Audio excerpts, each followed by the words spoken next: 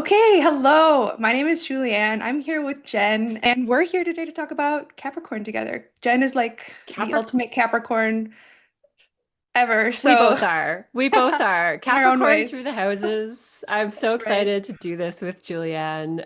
We both have very strong Capricorn. I think your Jupiter makes Surprise to it. me to hear that. It's Yeah, just ever growing, but we have definitely bonded on that.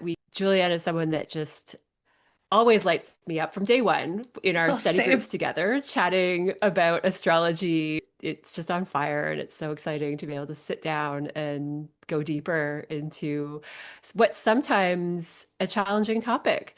I know for myself, when I saw Capricorn placements and Capricorn in the fifth house as a beginner astrologer, sank a little. I was like, oh God, no Oh, wonder I could be so heavy sometimes. But there are mm, so many gifts with Capricorn, and that's what I'm really excited to point out as far as something I've tried to focus on over the years. yeah. I think consciously, unconsciously, everyone's kind of been through the ringer with the Pluto transit that we've been through. Pluto going through Capricorn since 2008, really up until just last year. The dark night of the soul essentially is very much so a Pluto transit for an individual, for also just our collective consciousness of what is Capricorn. Like, because Pluto, anywhere it goes, right, is the total death and rebirth. How does your interpretation of Pluto, how has it changed over the last few years of your studies? Well, one thing that is, I think, really relevant from my perspective is that I went through Pluto on my Mars in Capricorn for the 3 years that I have been trying to build this astrology Oh, wow, I just business. got chills. That's cool. And That's so, very cool. and I have had Pluto hit every personal planet either conjunct or square since I was born. So I have a Oof. heavy experience with Pluto, and I feel that evolutionary astrology has given me much more of a rich, deeper context of what Pluto's all about. And once you go through a Pluto transit as an astrologer, you can talk about it then. But you Mm. can't learn about it from textbooks in typical Oh my God. astrology and talk about it in depth. And I just, I realize I'm sitting here across from you as a Cancer sun. I've had my own Pluto oppositions, obviously, like to my sun and my Mercury, but I'm only going through a Pluto square like now in the next year, my early degree Taurus moon being squared by Pluto early Aquarius. But so I think we've both You've had a had our good own dose. perspective. You've had a good dose. Yeah, I've had my own dose, Yeah. and I think that's where this idea of the Pluto polarity point really landed for me, being a Cancer. That's another teaching in evolutionary astrology. In order to actually have the complete Pluto experience, you need to integrate Pluto through its opposite, like wherever it is, its opposite sign is actually the only place you're going to be able to really allow it to have its full effect. So like since 2008, it's been Cancer. And we can see how like the emotions, like I remember that term emotional labor when I learned that term for the first time, right? Like that was like in the last 10 years, and I was like, oh yeah, like that's right. Yeah, the motto that I put on my website is understand the energies at play to clarify choice each day. How passionate we both are about knowing that this is a choice to Yeah, play with these energies, to understand them. It helps for me, it helps validate what I'm already feeling.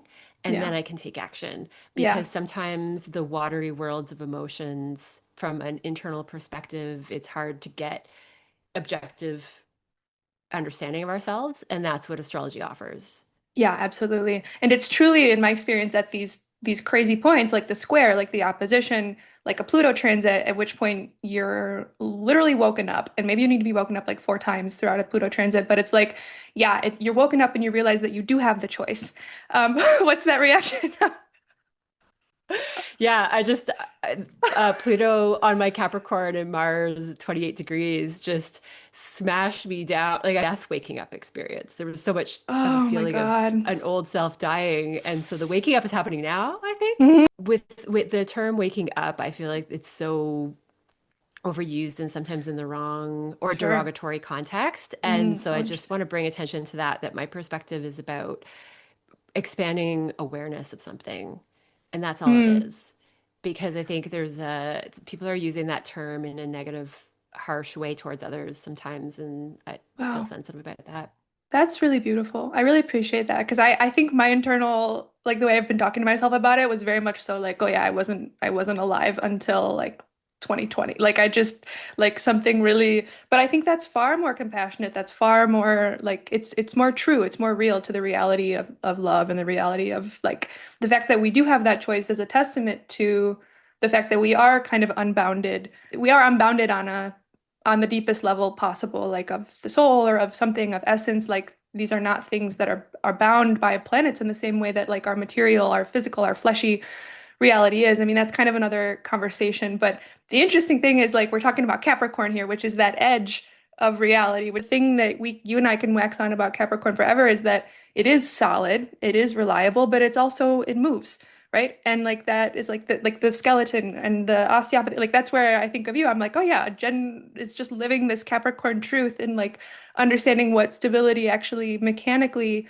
looks like in a human because we could sit and talk about how terrible the last, like how it's how awful and challenging, traumatic it's been to have that Pluto in Capricorn transit and how, the structures of work and institutions and capitalism, etc.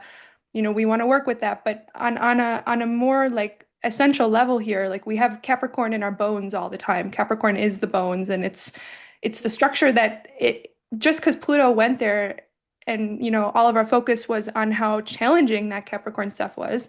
There is an essential nature of Capricorn. There is a reason, there's a boundary of what is real and what is not, what you can see, what cannot, what can grow, and then what is going to be kind of in the transpersonal psychological imagination, right? You have that then like Neptune, Uranus, all these planets that go after Saturn. Saturn Yeah. is the bones. And I love that before that you said that, it's about feeling alive when we go through these transits. Ultimately, Mm, that's what the result is. And Capricorn can feel so slow mm. and dragging, but there's richness in that reconstruction process that Capricorn and Saturn offer. And the Wow, that's bones. beautiful. I just did a course on osteoporosis and it got that Whoa. bone remodeling in my mind about Nice. bones are a hard structure in our body, but they are also soft tissue and they remodel. And it's really important to have the bone both broken down and remodeled with stress. And that's another thing that's similar to Capricorn is that we need stress to get stronger and to have dense bones.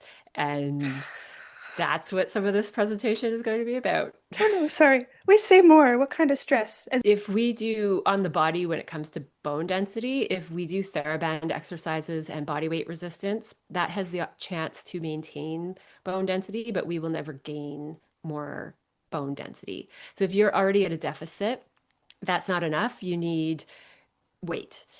And when it comes Oh. to life, that's what a Saturn transit or Capricorn in a certain part of our charts can feel like is that there is a weight. There's a Wow. that I have the image of the Mayim feeling for the walls, that there's Mm. a no escape of looking at what the parameters are, what healthy function and parameters are. And there's a responsibility in that that gives us so much ability to do everything in our lives. And people with strong Capricorn, they innately know the basics. And so bone health to compare would be having the right nutrition and doing that exercise easily without thinking about it being work. And that's what Mm. Capricorns do. They just do Mm. it. And then they can build whatever else they want in their charts because this comes naturally to just do the basics to create the foundation. Yeah. Oh, that's so But it can interesting. feel like a cage to people. Like that's the mind Mm. part. Like when we're working on that, it feels like we're stuck or we're locked in that process for a little while. 3 years if Saturn's transiting through a part of your chart.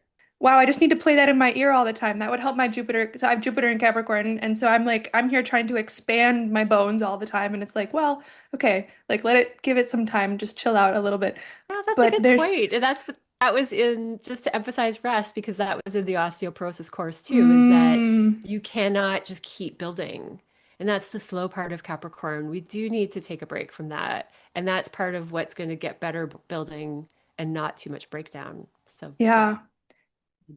holding the right type of tension. There's never a right decision. There's just a right commitment. There's a right way to say yes, and there's a right way to say no, and there's a right way to kind of keep moving forward and allow the systems and structures to help you. Where Saturn is in your chart and definitely influenced the Capricorn house in your chart is going to be like the way that reality literally structurally looks for you. Like if you think about your life as a fractal equation that just kind of is keeping going everywhere you look, like it's just Saturn. So like the way I see reality is not going to be the same way as you see reality just because my Saturn is in Aries and your Saturn is in Leo, another opposition we have.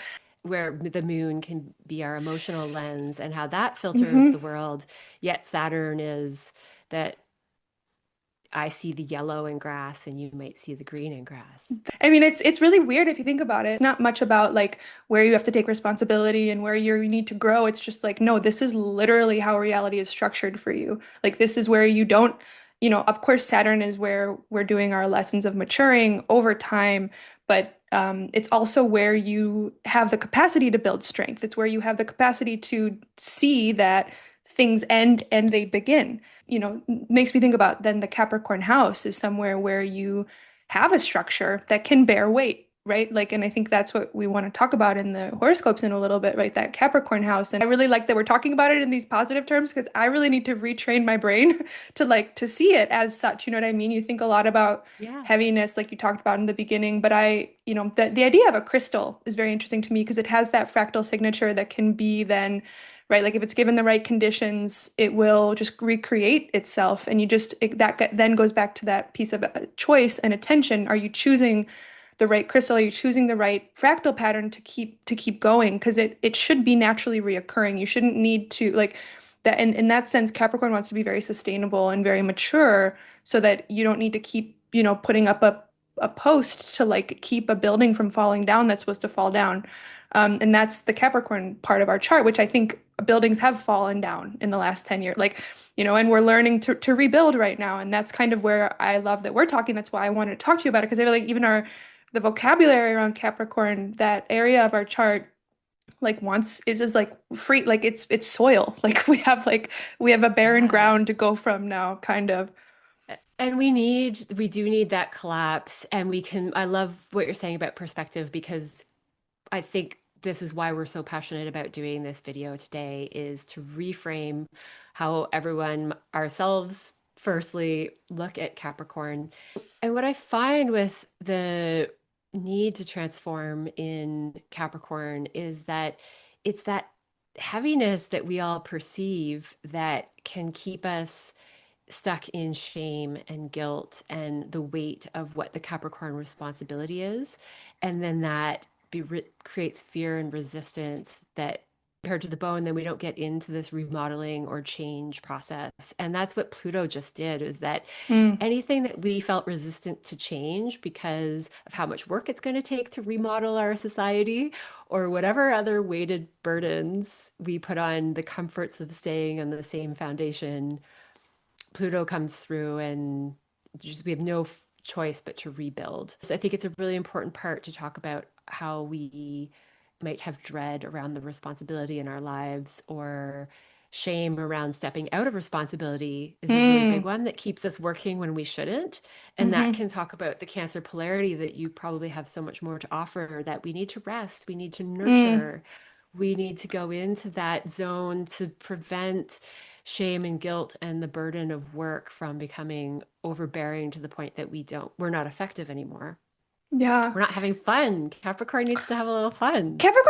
Oh my God, Capricorn needs to have so much fun. Capricorn is so long overdue. I think I've been in the Cancer polarity for so long. Like the last few years, I really felt for my like life circumstances, I really needed to like pull into honestly not having a lot of authority in my like I wanted to rely on other people. I did not like it was very easy for me to say no to the systems to like stop taking a normal responsibility in life. But I think what grew in me was some resentment for my own abdication of responsibility. Like, I do want to grow, right? I do want to mature. And, I'm reaching my Saturn return in a few months. Like, I do want, like, there is something natural. But I think what I had so much, it was a blessing to a certain extent that I could choose to say no to a lot of these paradigms and structures. But then in that reality, I didn't have any responsibility anymore. And responsibility is a natural part of human life, right? It's kind of like this core teaching actually of guilt from EA that I really, really love, talks about what is natural guilt and then what is learned guilt. Have you heard this one? It's like truly my favorite. I get the sense. I love that. Yeah, because and that is such a Capricorn thing is that we inherit our Capricorn It's inherited. learned Yeah. functions Hmm. from tradition, from family lineage to a certain degree. So yes, Yeah. learned behavior is something I want to talk about a lot with Capricorn. Yeah. And then there's like the natural guilt, which is just that like you have it can be anything from like you touch a stove and you realize, oh, I don't want to do that anymore. Like it's a very natural, or you hit your little sister when you're a kid and you're like, you see her cry and you're like, actually, I don't want to make you feel that way anymore. Like if you give yourself a minute to like actually take responsibility for a negative action, then you're growing, then you're maturing, and then it's like that's just life. Like that's actually the point. Yeah. Whereas if you're taking on your dad's stuff and like what he thinks you should be doing and then you try to take that on yourself, you will go towards disaster, unfortunately. Like that maybe not always, but sometimes families there's you do have a path with your family path, but in other cases no. That's the perfect distinction. It, and the Mm, and in the Capricorn process, one of the things is that we need to recognize and understand what our actions are and what we're taking away and what we want to change.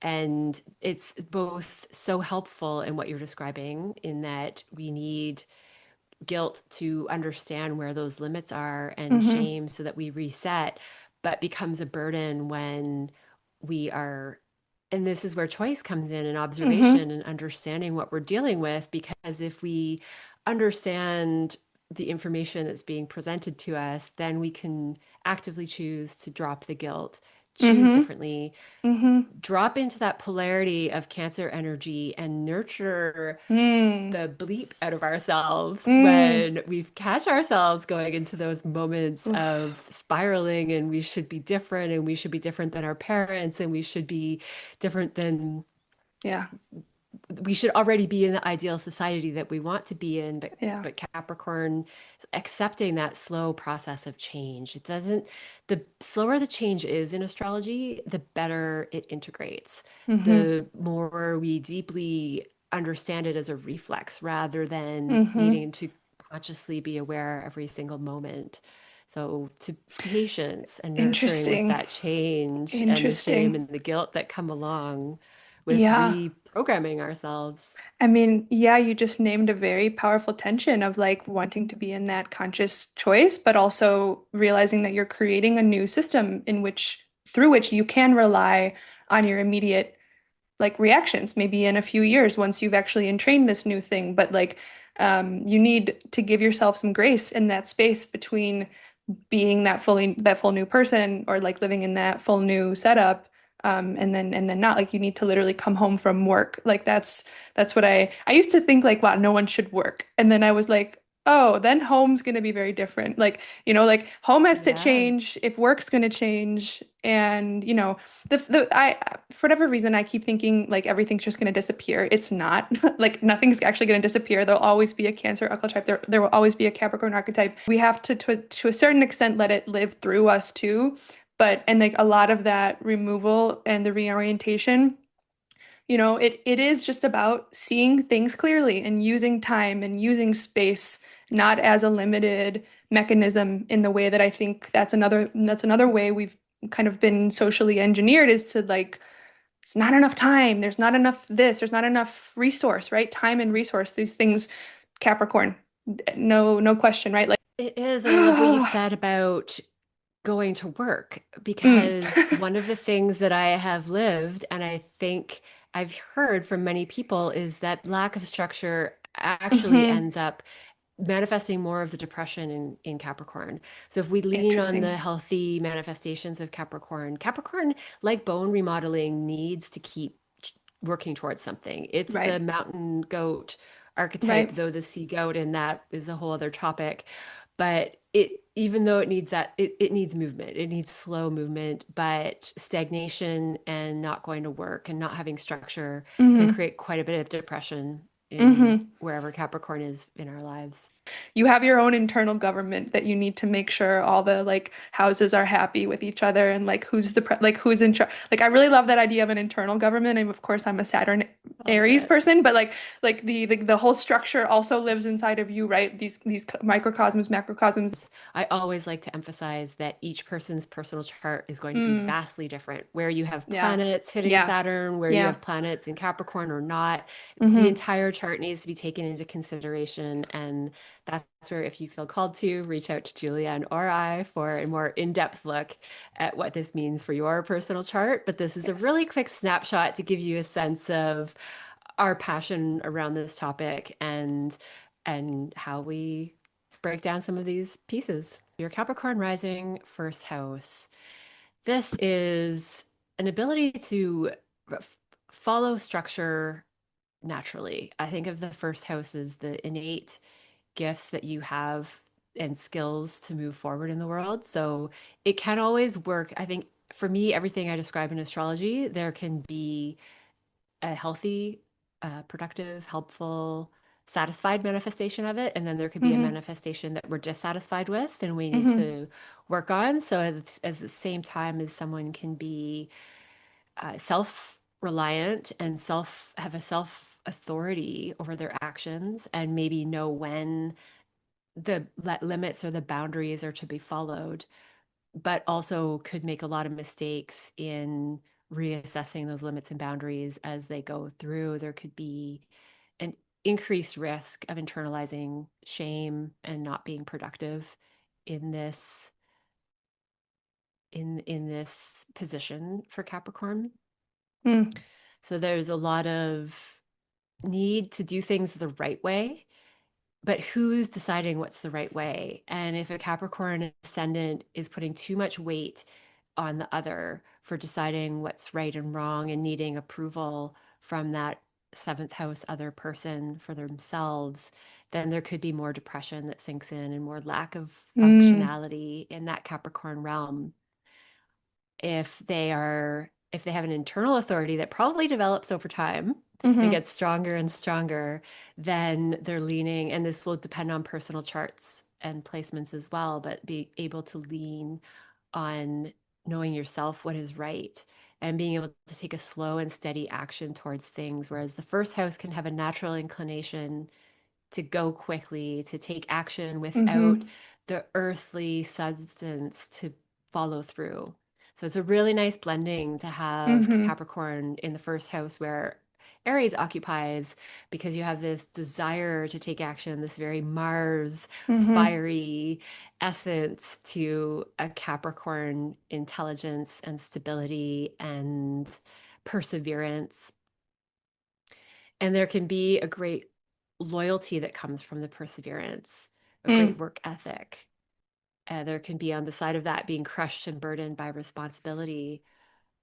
But when you have this ability to persevere and push through, you can accomplish so much with that Capricorn first house. And the trick here is to know when to give up, maybe like you're saying, Julianne, that interesting. persevering and loyalty can be to a fault.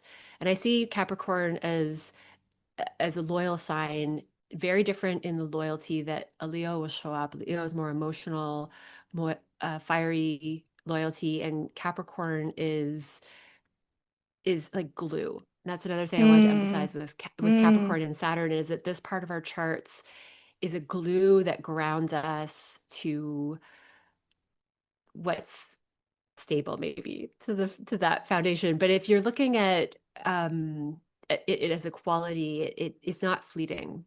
mm, And so wherever Capricorn or Saturn is will provide um, that loyalty through that glue that you're going to see it through.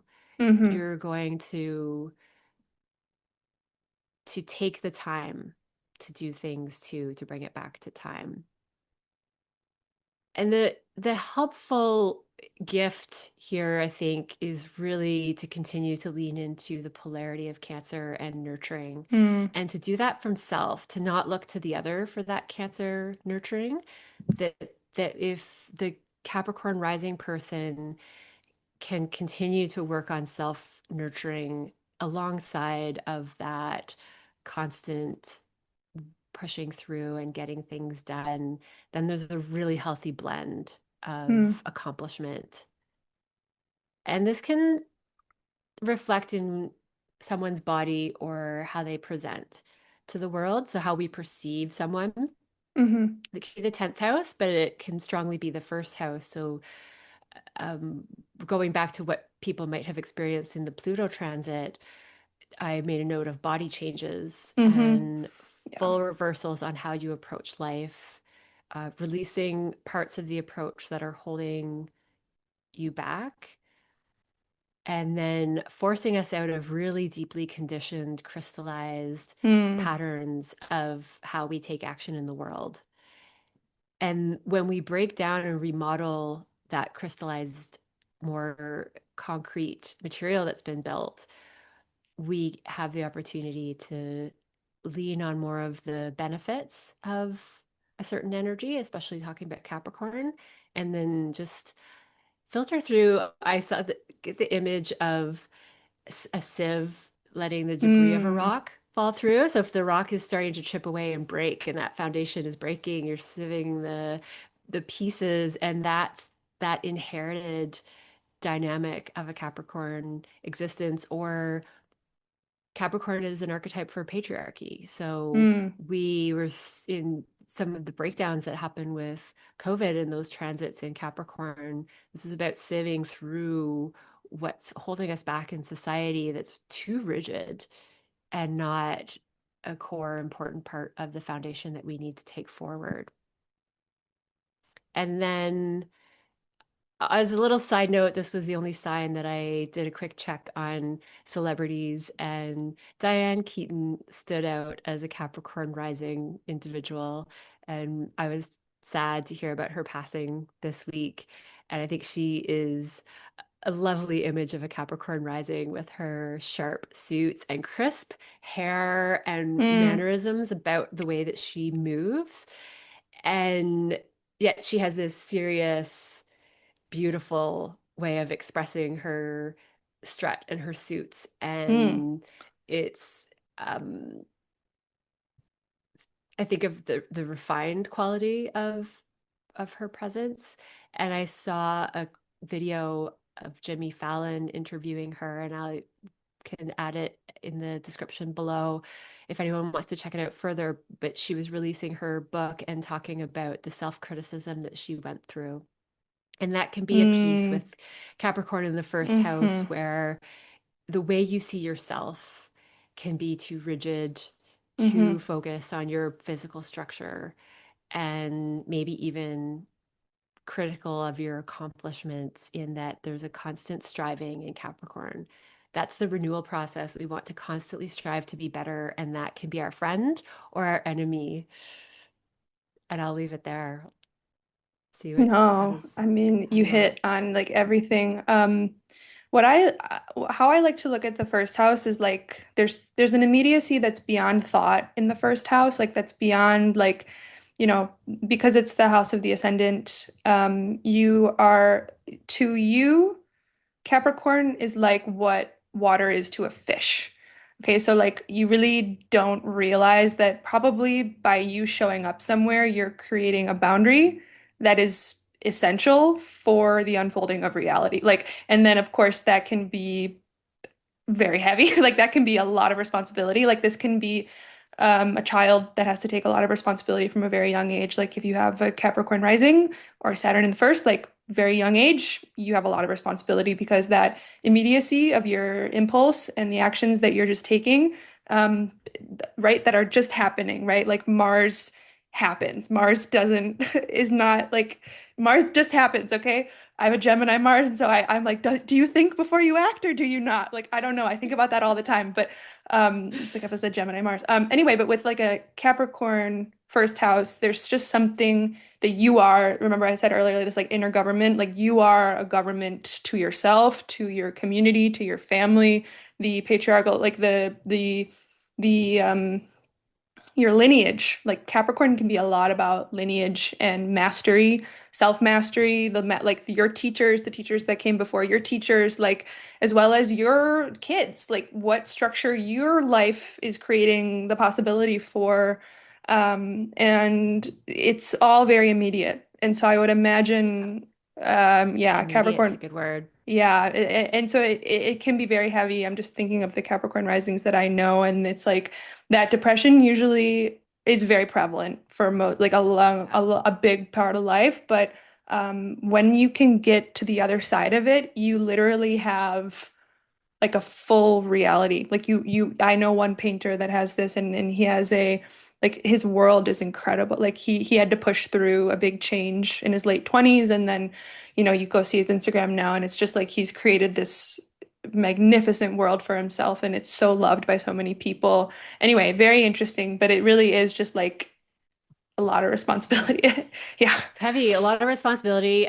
I saved some of the childlike expression and youth stuff for the fifth house, but I'm glad that you brought that up because it is the child who starts out as an adult and reverses in age. So there's a Yeah. youthful Yeah. quality past 40 when Capricorns have navigated some of the burdens of responsibility, and hmm it also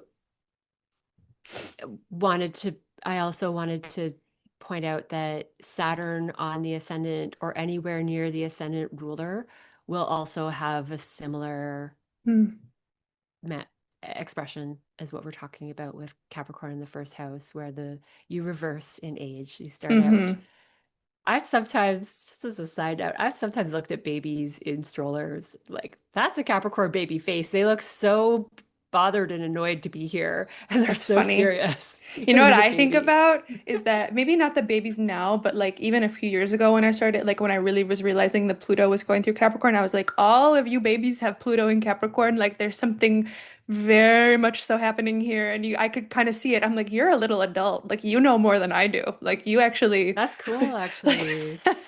Yeah, I but didn't think about yeah. how many babies are going to be born with Oh, Pluto and like there's some Pluto Capricorn. We're Capricorn we're in babies. for, Oh my God. What are they even going to be yeah, called? Like, are they a Gen Alpha? I don't know, but it's I don't know, wild. but that's when society will go through Yeah. more of the changes that we have. It's that generation that's going to completely restructure our Capricorn society. Mm-hmm. So we started Mm-hmm. it right now, and Mm-hmm. in 15 years, when they start Yeah. becoming people out in the world making change, Oh yeah, yeah.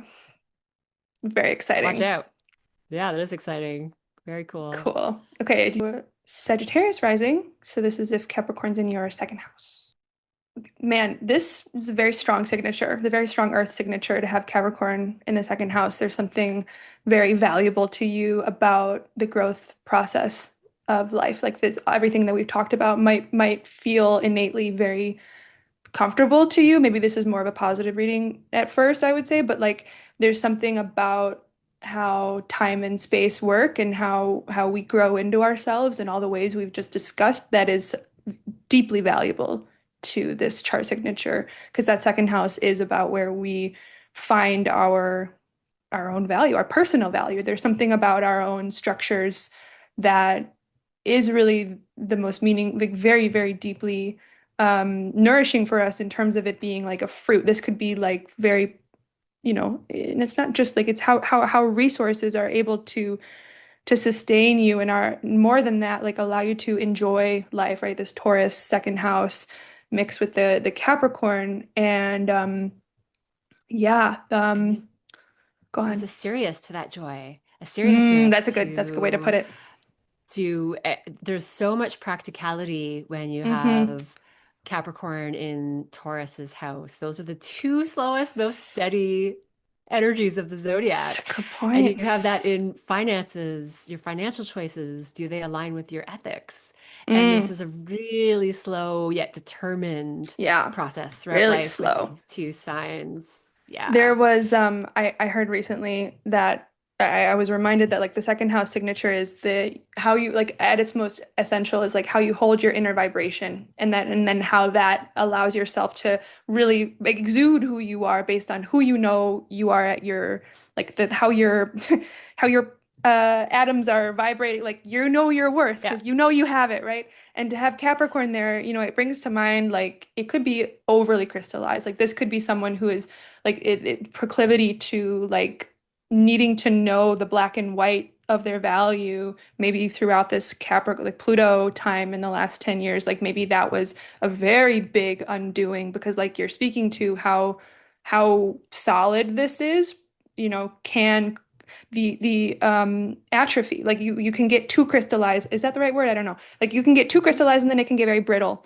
And so the Yeah. materiality of this house is just so, I mean, this could be literally about bones in a way that's more so than other. Like there's something really like second house, like Yeah, this need for security, this da, like da. crystallized, like there's no give. And I love what you Mm-hmm. said about how we hold our own energy because that's Mm-hmm. always how I've described, or how I really, really like to describe the second and eighth house Mm, differences. And that we both need that certainty in who we are energetically. And then it becomes the energetic balance when we merge with another person. And when you have the polarity of mm. Oh Cancer my God. in your eighth house, that blending can be watery. The eighth house can be scary as far as losing energy into a water sign. So it's both That's right. beneficial to have that really solid self-value, but where Mm. do you amp up your own energy in this part of your chart? Because Saturn can be so cold Mm-hmm.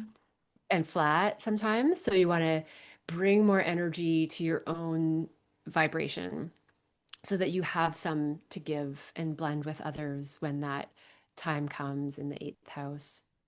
Yeah. I mean, that's bang on. That's yeah, I'm almost like, yeah, mic drop, like we're done. Like there's something We're done. We're really done, like Capricorn. clear, like no, done Yeah, Capricorn in the good. second. Like it's just like listen over Yeah, that a that's few what I like meant. I could listen over that a few times because it's really like, oh my God, like there's something simultaneously really like the values of this signature are somewhat aligned with the zeitgeist, like what Capricorn's been through and so I mean that can be at really any stage of consciousness like for whatever your reality is you're probably going to find some alignment in what many people value and what you value. I mean of course there's other chart signatures that could change that but this is just there's a real steady value and that's been through a lot of change in the last 10 years and so you 20 wow, 18 years and like so there's that rebuilding of your literal inner vibration, of your literal inner worth. That's really, Sense of really huge. sense of security. Capricorn second house people will have a renewed sense of security. And the gift here is to really be able to create stability and security for oneself, maybe at the Mm-hmm. cost of fun and freedom at times. But maybe that's what Pluto did for some of you, is Yeah. anything that was preventing you from overvaluing security and over focusing on what it takes to build security, that can give a little now. There's some remodeling to that, Yeah. whatever system was in place. I And really that could be think, passed down through fathers too. There's a very, sorry, I I- didn't mean to cut you off, but there's that no, no. father like, put your money in investments and pay your bills and work 80 Yeah. hours a week and you'll Yeah. be happy. And then the Yeah. Capricorn is like, but I'm not happy. I just Yeah. did all those things and Yeah. I don't feel happy. No, my dad has this, I'm realizing he has a Capricorn second house.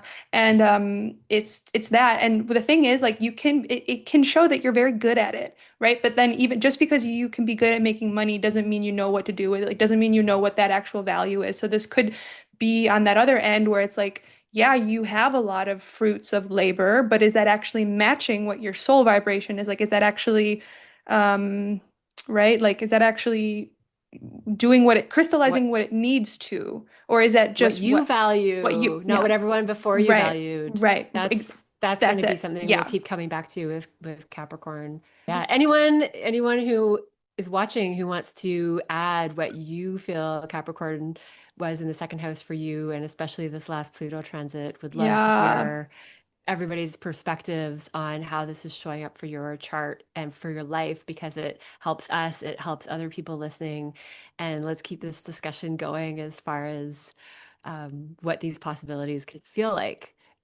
I'd be curious about this one in particular, second house Yeah. cat, because yeah, talk about manifestation. Talk about like making energy reality. Like, anyway, Yeah. yeah, very cool. That's it. You just bang on. You just said Yeah. the one line we could put on this second house. That's right, actually. Oh my Yeah. God. Okay, cool. How do you put energy into reality? Love it. So easy, huh? Okay. Capricorn, third house, Scorpio rising. This is about expression and how you think about how you use your mind to function in a daily basis, how you use your communication to function, help yourself, help others. The third house is how we connect to others through communication. And with the Capricorn third house, you can be too careful with your words. Mm, You can hold back too much. And I thought this was so perfect for Scorpio risings out there, if this is how it fits with your chart, because Scorpios are known for holding back, from my perspective, in a way that is self-protective, because the Scorpio can see deep into everybody's experience. And Scorpios know when someone's lying. If they mm, hear someone say something that isn't what's actually going on. So as a result, I think Scorpios hold back because they assume that if they can see into the others so deeply, that others can see into them so deeply. And so they just don't want to open up that to everyone. But mm, if you have Scorpios in your life, they probably do a little bit. So I see this as being a bit too calculated and reserved, and the ways that that can play in a negative way on our minds as far as self-criticism, shame, um, learning to be a bit more free and intuitive and malleable mm, in what historically has been used for communication. mm. Interesting. Yeah. I What do you think? it it in the context of the Scorpio thing, it's very interesting because it's not just that like the Scorpio is um like I think about laser beams when I see a Scorpio rising chart. It's like they can tell like people can read a room immediately that's a Scorpio rising. And it's not like right in the most like essential expression of a Capricorn third house for me. It's not that the Scorpio rising wants to be so black and white thinking, but it's that like there's an essential soul energy of like a Scorpio rising that the only communication necessary are the one is the structured one like there because Yeah, that's so natural well for them, said. right? Like it's really again at its highest expression, and of course we're still learning and growing and maturing in this place, but this is someone who would probably get a lot out of an academic degree. This is someone who would get a lot out of institutional affiliation just for their mind, because this is someone likely who would know that it's almost frivolous to like need to structure a degree so much, because that third house is that Gemini energy where it's very like playful. And so these are people who could be like structurally, I don't want to use the word manipulative, but very good at deals and large institutions, just Yeah. like seeing the different options and like really moving stuff around. Like it comes very naturally to them in their minds. But that's a big That's such a good change in the point. last go Go, ahead. no, go ahead. Oh no, it's just a I big wrote down change. Yeah. You. I wrote down appropriate delivery of information and ideas. So there is that, Easy. like, Yeah. it's so functional, it's so appropriate. You're not going to have someone who's blurting out their thoughts without thinking. Right. And that's so useful. That's the gift that I summarized for this piece.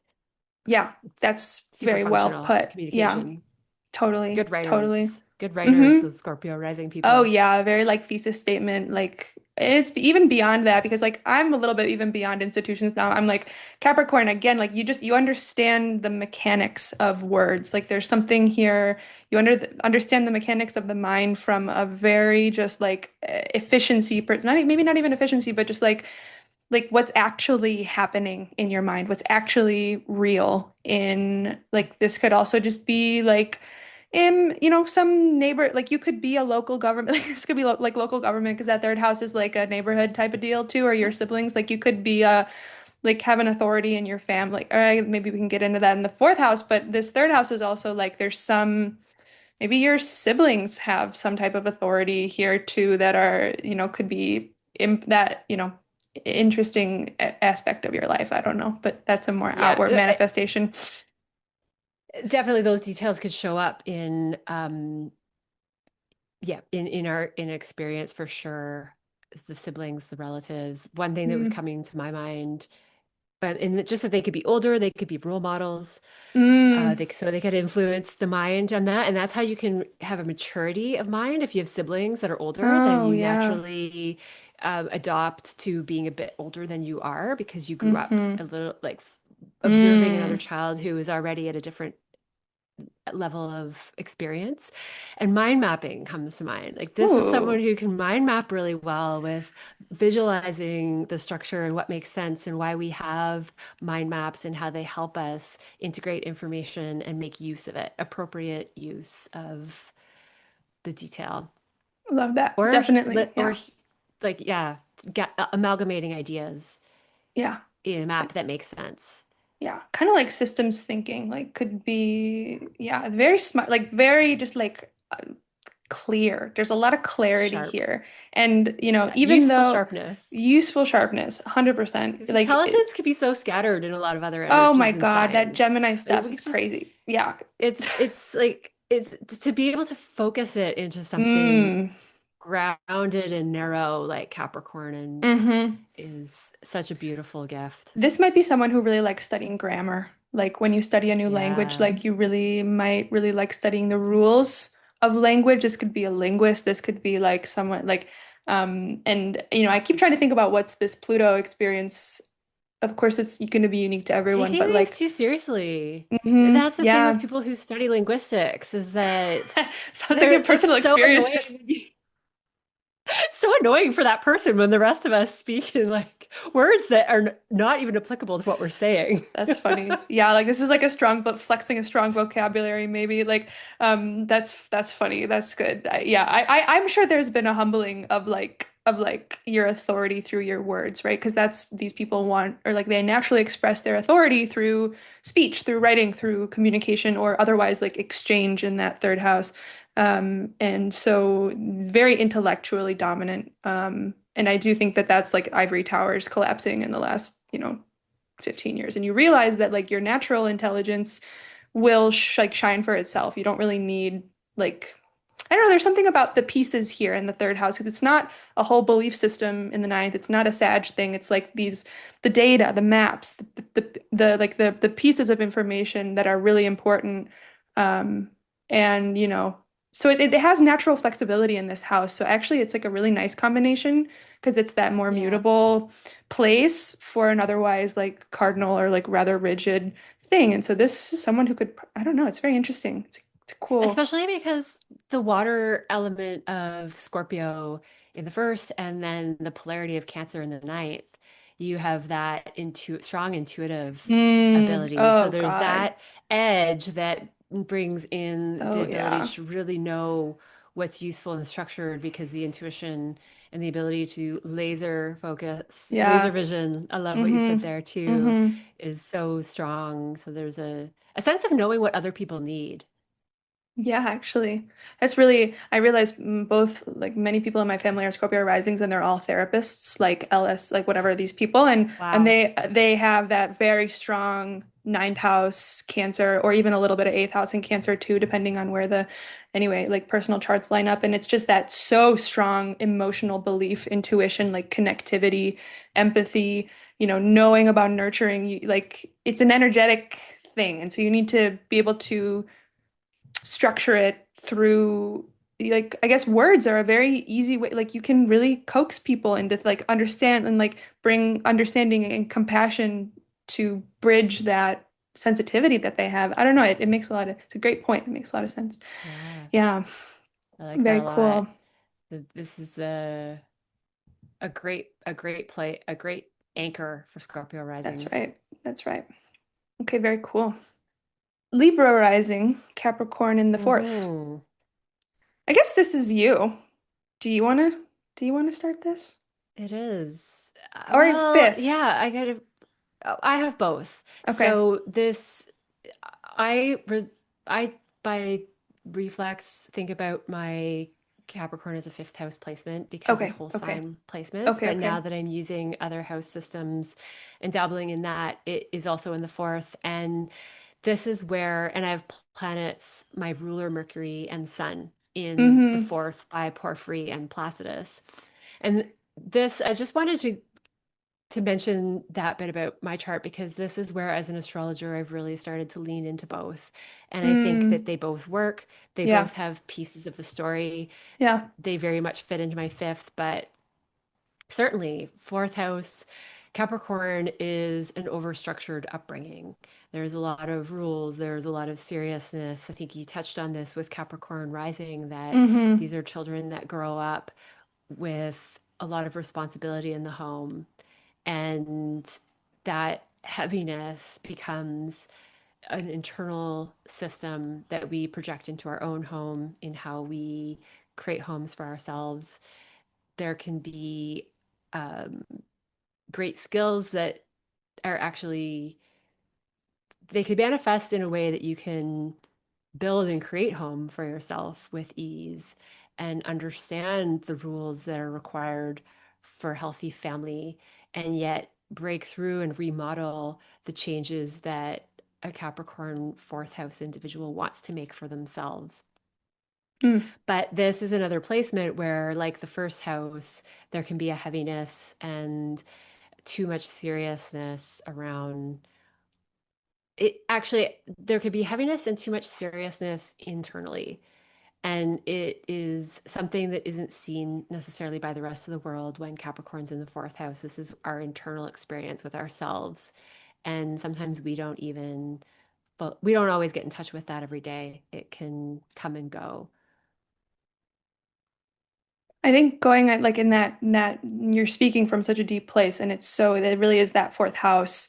That's like the deepest part of our chart. It's the home is the symbol of that, but it's that Cancer element of our safety and our emotional safety, not like Taurus survival safety, but like emotional safety. And in evolutionary astrology, also one of these like core teachings is you can only evolve through the emotional body. You must emotionally integrate something in order to actually be on this journey of evolution. You can't just like get the intellectual idea and be like, oh, I'm enlightened. It's like, no, you actually need to like bring this down through everything, right? Through your I love fleshy that piece reality. so much. I love that. I just, sorry, I didn't mean to jump in. I was just so No. excited because I love that piece of EI teachings Yeah.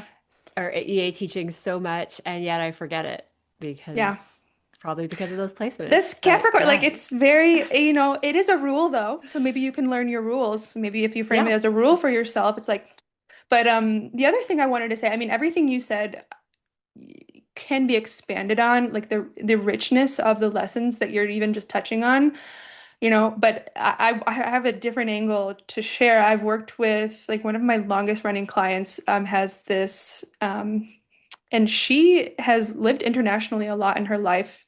Her parents are from many different places themselves. But over these last like since 2009, the last 18 years, she's like lived in one country for undergrad, had to move back to the home country, but still didn't even feel fully herself. Like there's something very structurally bound about what home is. And I don't know if I'm speaking to that very well enough right now, but like the literal borders, right? When you think about Capricorn, like the boundary of what home is, Capricorn in the fourth, the boundary of where you are nurtured, of where your safest place is and what is protecting you, like that Capricorn is the structural reinforcement of home itself, which in her case, to me, a lot of what we talk about is like which place can I go that will actually hold me in the right way? I've had all these different experiences and I feel like this visa is not going to work. This one might, it's these kind of questions. It feels very practical, but it's like a manifestation of these like the outer limits. And I think it's interesting in astrology, you can really look at it at all these different fractal levels, right? Because within her family system, her like, different, anyway, like a parent can be from themselves two different countries, and so you're a child of two mixed parents. Anyway, there's just so many like boundaries and like places like where do I fit? And anyway, so Yeah, borders so come up is here. this a piece of borders? And is this a Yeah. piece where there's too much structure of what home Mm, should be to not mm, really feel at home? that's right. Because I would almost, I'm glad you brought this up. I would almost think the opposite, that a Capricorn fourth house would have an easier time grounding in that it's Earth fourth house, yet I have that same condition where there's a constant dissatisfaction because nothing's Mm, ever quite right. There's yeah. always room for Growth. um, growth, for not feeling fully structured enough. And it's Mm, different for me because Sagittarius is the fourth house cusp, so that right, right, right. influences quite a bit. But I'm resonating with what you're saying as Mm, far as you there's a know, restlessness somehow, I even think with Capricorn in the fourth. in a perfect world, right, of essence, this would be someone who is well structured emotionally through their whole life, but we're not in that world. Like we're in that world where we just came out of the Capricorn, the Pluto thing, and so what home has meant to you, to this person, to anyone with this signature has been like the home and the boundaries, the borders have been the place of the biggest work so far. And they're like, you know what I mean? Like that's been the literal house, the literal house, the literal context through which that deepest Pluto transformation was happening on their emotional body. It just is appearing to manifest in these borders and these specific boundaries. And it's just that's the lesson. And I know this client literally is a writer, like writes about border. Anyway, it's just like it's so literal. It's so interesting. Structure keeps you safe. Yeah. This is And in essence identity. where This would structure be a keeps you big face. one for identity itself, right? Because your identity needs like you are not something else, right? There's a black and white thing as to who you are, and that's where culture, like this is a very strong connection to culture potentially, like or a strong relationship to how culture, a cultural upbringing, culture affected or influenced an upbringing. And then identifying with that strongly because that fourth house is also our emotional lens, our ego lens of who we know ourselves to be, like the moon, and where we're integrating those experiences through a subjective perspective, which has to be cultural. It has to be like, oh, I am American or I am X. I was, raised in this culture. Like, and that's gonna Right. be a way to determine that's is me, this not me. This is where I'm saying anyway. Yeah. And that's a really interesting piece that you mentioned, to blend the moon lens Mm, when you have the moon as the ruler of the fourth house by classic position through the wheel, and then you put a sign like Capricorn there, which is the lens for our material world. So then you're really overlapping oof. two lenses that could be quite useful being separate, yet Right. that almost adds more Capricorn to someone's life when you're a Libra rising Mm-hmm. than any other sign. And then you think about like you've been doing so well bringing in the opposite. Like this is someone who has Cancer in the 10th. This is like a matriarch. Like this is someone who has their own emotional authority in the world and is supposed to be like living that out. Like and not even supposed to be, they are, right? Like that's the arena in which their compassion and their nurturing comes out and it's structured. Like there's a that's the essence of a Libra flip chart. It's very, very Yeah. cool and it's in the way it manifests. I always forget that you're not a Libra rising, Jen, because your Libra is so strong in your chart. I know you're a So Virgo strong, rising, Libra. Yeah. but you're very Moon strong. in So I'm Libra like, and yeah, yeah, stellium. yeah. So Yeah. anyway, sorry, I didn't I mean to forget too. pigeonhole you earlier, No, but like, no, I think yeah, it really fits. Yeah, yeah. no, I think of myself as that too. Yeah. Very cool. Well, Yeah. anything else on I this like one? that a lot. No, I think that in some ways the Capricorn fourth house feels so simple to me in describing it Mm-hmm. just the way we did, that Yeah, there's it's true. really like it's very clear lines. Absolutely. And I think you summed it up really well. Yeah. Likewise. Okay, So cool. So, the fifth shall house, so we? then that brings us to Virgo rising, which is how I have traditionally looked at my chart. Mm-hmm. And the fifth house being the house of play and our creative self-expression. This is with Capricorn in the fifth house, there's an element here of taking time to get to know one's creative self and true joy. This is where life could be taken too seriously. You can take your children too seriously. You could have children that are very Capricornian and they Mm, start out as very mature, serious children. But there's an element where creative self-expression and following the rules don't match. Their Mm. creative self-expression needs to be outside of the rules. But if you can align work and play, this is where some of the magic happens. So to a Virgo rising, play could be work and work could be play. Mm. And you need to find Beautiful. that middle ground so that, and I always chose activities that were militant, and this maybe speaks to my Oh, Mars interesting. edition there, but I like swimming and running and things that are linear and calculated, and I can constantly beat my personal best, but I'm not playing sports with other people. I'm not, and Mm. not that someone with a Capricorn fifth house couldn't, but there's going to be more draw to fun that has structure and fun that has is purposeful and it's going somewhere. And same Mm. thing with connections, because the fifth house is the place of dating, romance, but in its essence, it's the initial excitement about bonding at the heart level with another person. The initial stages. Oh, The seventh that's gonna make me house is cry. I've never heard the about it like that long-term before. commitment. Oh, Oh, yeah. It's that wow. flirtatious infatuation Yeah, phase, but and when that's you the put it love for like joy. that, that's so nicely Capricorn. Can you say that again? It was Aw, like the I don't beginning even know what I of, said. you said, I'm literally gonna cry. That's like Like so the heart beautiful. space Like, connection. yeah, It's the someone is that that. initial spark, like that thing where you do, like it can happen, and then it can go become something else, but you need that Yeah. initial thing. You, however you said that was just like, oh my God, that's so beautiful, I think it, Capricorn fifth. You got it. and I'm glad Wow. that it comes across that way. It makes me think of Namaste, like that initial, the soul in me Mm. sees the spirit in you, and there's Yeah. that fire with Leo being the ruler of the fifth house.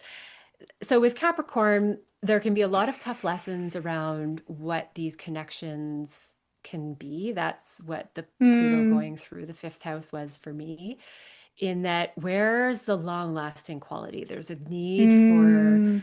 purpose in our connections and in our fun. And if we burn out quickly, we open our hearts and we start a creative project that doesn't go anywhere, there's a disappointment in Capricorn energy that wants something that's going to last. And how do we make that creative spark turn into something? And that's where I think for Virgo risings or Capricorn fifth house people, finding creative work that you can Mm. build and have purpose is where real fun comes in. The Benjamin Button archetype, reverse aging and getting more Mm. playful with age. Mm-hmm. And there's it needs to be an authenticity of what we do for work. Like what we do, what we work towards has to come from an authentic place of alignment in this house. Yeah. What do you think about those things, Julianne? Yeah, I think it's all on. For some reason, like being a mother comes at like the fourth and the fifth, Mhm. there's so much together there. But that like this could be someone who like runs a childcare business. Like there's like something Yeah. structural about really loving growth, like loving to see people become their potential, knowing how to Mhm. hold time really well, like really enjoying holding time. But I can imagine, again, with this Pluto stuff and just the nature of Capricorn's heaviness, that it can almost feel like you're never going to reach the finish line and have fun. Like you can never like fun is simultaneously too fleeting or like too heavy. Like that. I don't know if fun could be too heavy, but anyway, there's just that's an interesting. I mean, this is like this would be a very commercially successful artist. This is someone who could like Yes. you could be a very commercially successful art like it's just, like you are kind of right like there's an artist, there's a flair, there's like a this fifth house is my favorite way to say it is like I think I might have said this to you before. It's like where you're at a party, like where like what kind of party you'd throw, like your sun or your fifth house is very much so like your party. So this is a party with a menu that's got a plan for the party. We've got a menu of what we're eating at the party.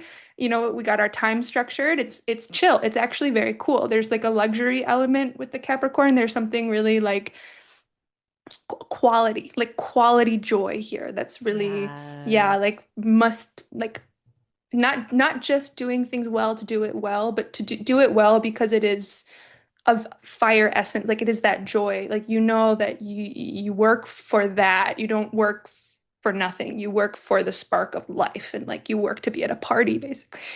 I don't know I if you would love agree that with you this, use but the word absolutely. I love that you use the word quality because I think that's something mm, we haven't, a word we haven't used yet. And it's so mm, important mm, for, there's a refined that's right. quality That's right. to That's right. Capricorn, the diamond over time that gets Mm-hmm. formed under pressure. But there's,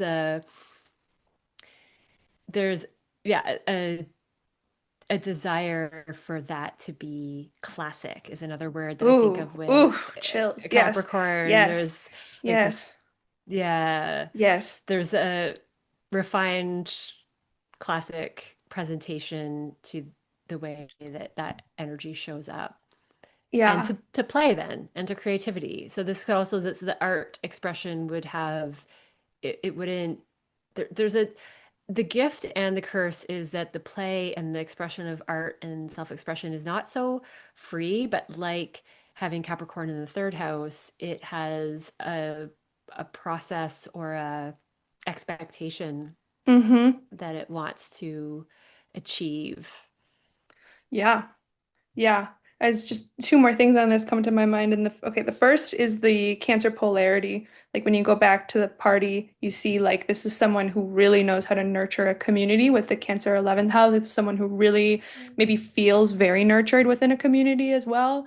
And then so that can bring then like the actual work of the joy, like there's purpose to it because you find that warm connection with other people because it's similar to what you said before. Like once you create, like own your own internal creativity, own your internal vibration, then you can meet someone else fully and have that relationship really like work for both of you. You don't need to be letting go of part of yourself to be someone. So this is just there's like a really classic star quality, almost like old Hollywood, like something really like really cool. And I think maybe oh yeah, the last thing is just back to what I was saying about the first house, like there is an immediacy in the fifth house to me that's somewhat like it's not to say that these people like you don't have creativity, but it's that creativity is so important structurally in your life, actually. Like it is the thing upon which you stand. Like it is the actual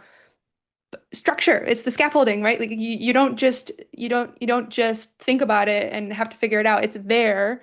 It's your creativity. You see what I'm trying to say? Like it's not like it's Hmm. it's what you rest on. So it's yours. But It's it's not so gonna much a yeah. foundation for everything else in the chart. So Yeah. then creativity is, and yet it can take a long time to Yeah. brew wherever it is for everyone's That's chart. right. And that's the part that I constantly want to emphasize the patience around Mm-hmm. wherever you're at in life for those those listening is that Yeah. it's taking the time is a really important part of that Capricorn placement and the it will show its benefits and there's such richness to the the quality that can show up when we take our time with a part of our charts. And I like that you mentioned taking care of children as a like Mm. business, as a That's right. childcare, and that there's a Specific. yeah, it is, and it might show up for some people, but such a strong loyalty with Mm-hmm. Capricorn in the Mm. fifth house to Mm-hmm. self, to children, to creativity, Mm-hmm. to Yeah. yeah, Gallerist. making everything purposeful. Yeah. Yeah. And I think, we're at time, but the last thing I'll say is that Yeah. like for someone to really be loyal to creativity, there's a like as a painter myself, like creativity is crazy. There's so much there. And so to be able to structurally hold that or even have the imprint to do so is what allows artists to be artists and like have so like this is like doing God's work basically for all of the creative fire to actually happen because without that we'd just be setting fires everywhere and the whole world would burn down. So that's Very that's what I cool. have. That's Okay. that we're not going to top at that. So yeah, let's.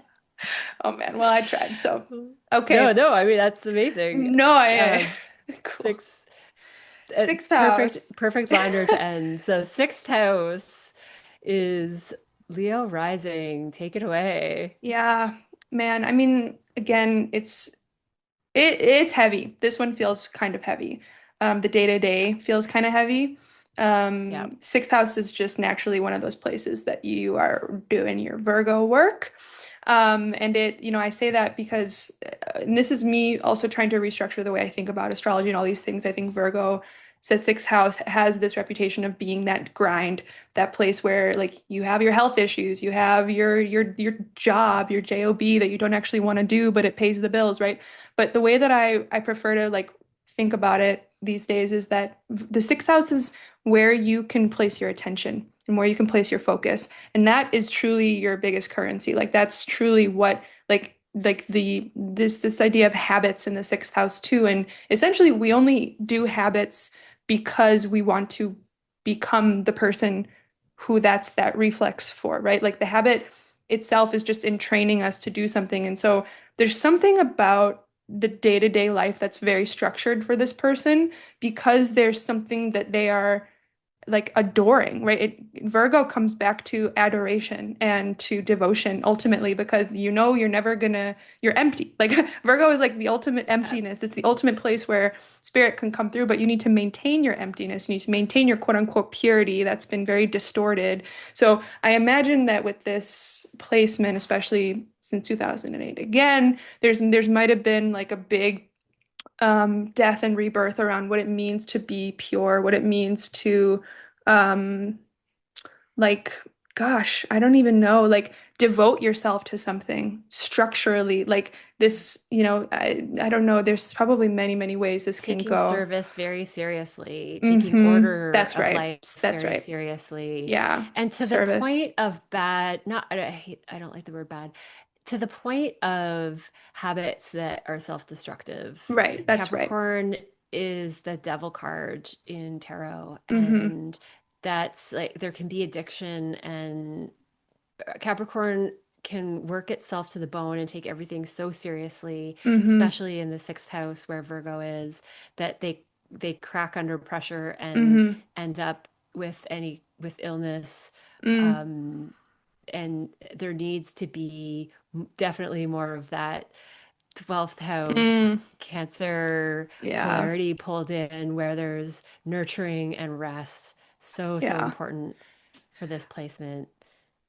As you say that, it makes me think actually though that like that Cancer polarity might be really overwhelming at sometimes though, just because of um how big emotions must feel with this placement. And that probably makes sense then as to why Capricorn's in the sixth, in order to just actually create the scaffolding that will allow you to have a human interface with the amount of emotional sensitivity, the emotional possibility that you probably feel with a 12th house Cancer placement. I mean, that's a type of openness, again, to the emotional body that I don't know, that's not Some people it's so empathic, powerful, but it can be a lot.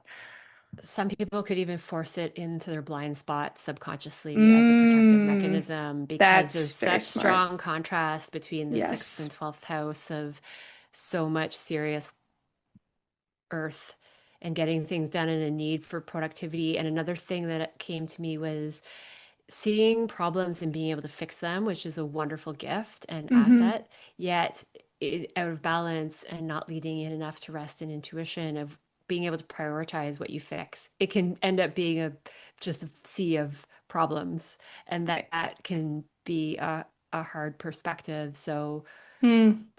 I think the gift in this one is an ease in productivity, an ease Right. of getting things Right. done. Right. And that person might not even see that about Yeah. themselves. They might just see where they need to go, not how far they've come. So Right. to really take the time to lean into nurturing and rest and that emotional world, I think you're so right, Julianne, that that could be overwhelming. So emphasizing on self-nurturing in Mm-hmm. and whatever slow ways that drips in to the sixth Right. house over Right. time, take it Right. slow, but I take the mean, to pressure off. emphasize the positive though, I mean, this business mind, this is such an effective work. I mean, the Yeah. brain capacity, the logic capacity, the mental rational thing is real spot on. And that, when that Yeah. works well with the 12th house Cancer, you can be it's like channeling and offering information that will actually be really structurally helpful to people and consistently helpful. So yeah, tall order So can be a yeah, tall order though. you are getting more done than you think. So Yeah, that's definitely right.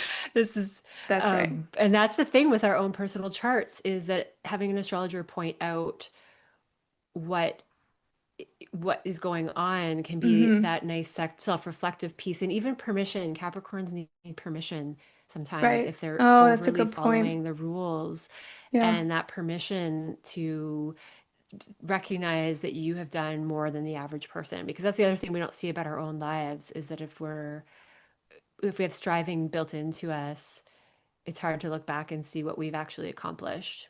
Capricorn in the seventh house, and this might be for probably Cancer rising people. Yes. My goodness, relationships are very important for this person, to put it bluntly here. Um, you know, this is someone who will thrive when roles are defined. This is not someone who probably likes ambiguity in relationship settings. There likes to be almost a strong professionalism, strong like client relationships, strong contracts with people.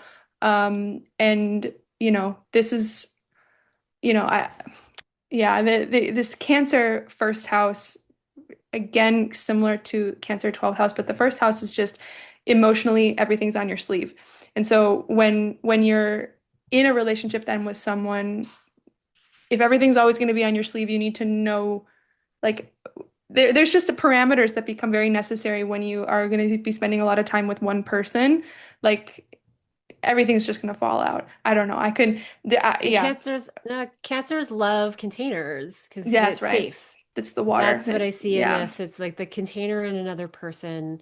yeah, And I do sometimes see that even as the elements that water needs a bowl. bull. That's It right. needs the wooden bowl, the earth element. Yeah, And so long-lasting relationships, working that's on the right. structure of relationships, having routine, being with older people or mature Mm-hmm. individuals who are also wanting to create structure. And everyone's personal chart can be different. I know lots of Yeah, people with strong cancer that don't fit this necessarily, but it can also be that relationships change over time and what you value in another person, what your contracts are. There's a slow burn to developing this part of your life with other people. And I guess to the flip side, those cancers that I know that don't fall into that needing structure from other people, they actually feel like relationships can be a burden or too right, limiting. So it's too right. confining and they Yeah. want freedom and they want Mm-hmm. to be more self than merge into the limitations that the structure of a relationship can imply. Yeah. Yeah, absolutely.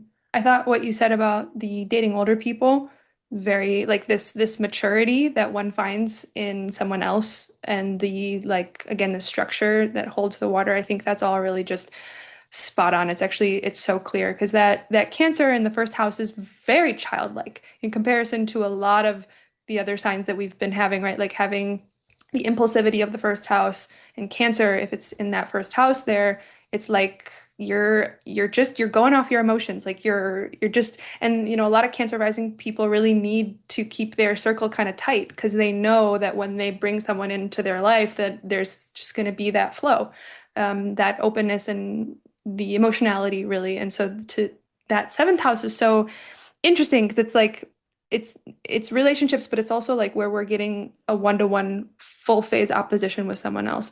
And what I like to think about with a full phase opposition is like I think we've been saying it this whole time, but with this house, it's the axis. It's very, very important that like you must know your own worth and know your own strength as equal to someone else, in order to have a functioning relationship. And so, or rather, a healthy relationship.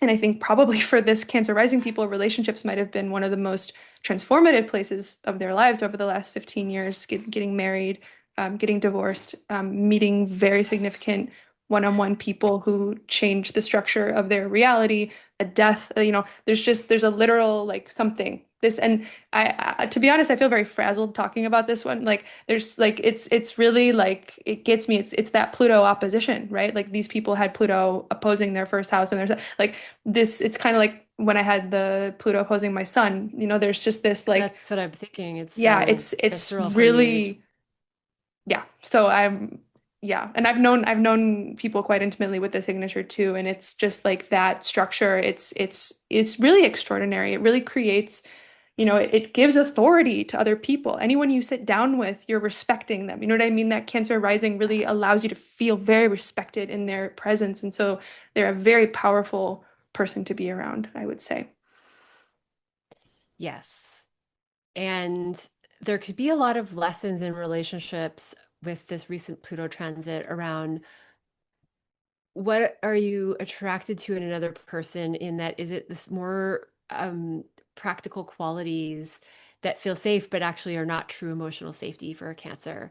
So being with a partner who has everything good on paper or is very successful Mm, and goal getter and achiever, and that's a sense of stability in a relationship, and it's important in for some people, and it can be important in life, yet the Pluto transit will add more to that, so it'll still exist, but yet there'll be more of a depth of what else is there in a relationship that's going to fit a mm, Cancer's soul and yeah. needs, as far as reaching that watery realm and not keeping things on the surface, which Capricorn can get into when there's too much outward contract reality. This could also be where actual contracts could come up, as far as being clearer for Cancer rising people, where you have authority in relationships and contracts, and where you want to be really discerning and smart about, just as a small extra layer, that contracts Mm, can show up in this house, so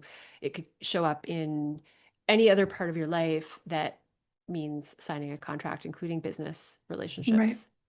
Right. I mean, this is someone who could be a very strong business partner, honestly, like that type of Yeah. thing. But um, it's interesting. It really makes me think about this Pluto transit because yeah, but the thing is like we're done with Pluto and Capricorn now, right? So it's kind of like we're waking up from a hangover, and I imagine these people, it's not like anything needs to change now in that second that in that seventh house, and like really right, the seventh house is the first place where we really start interacting with other people. Now we get to the seventh house, and we're outside of ourselves. We're interfacing with the world in a way that's not just ourselves, and so Capricorn, like you said, becomes that contract with reality itself, right? Like it's presented to you full phase.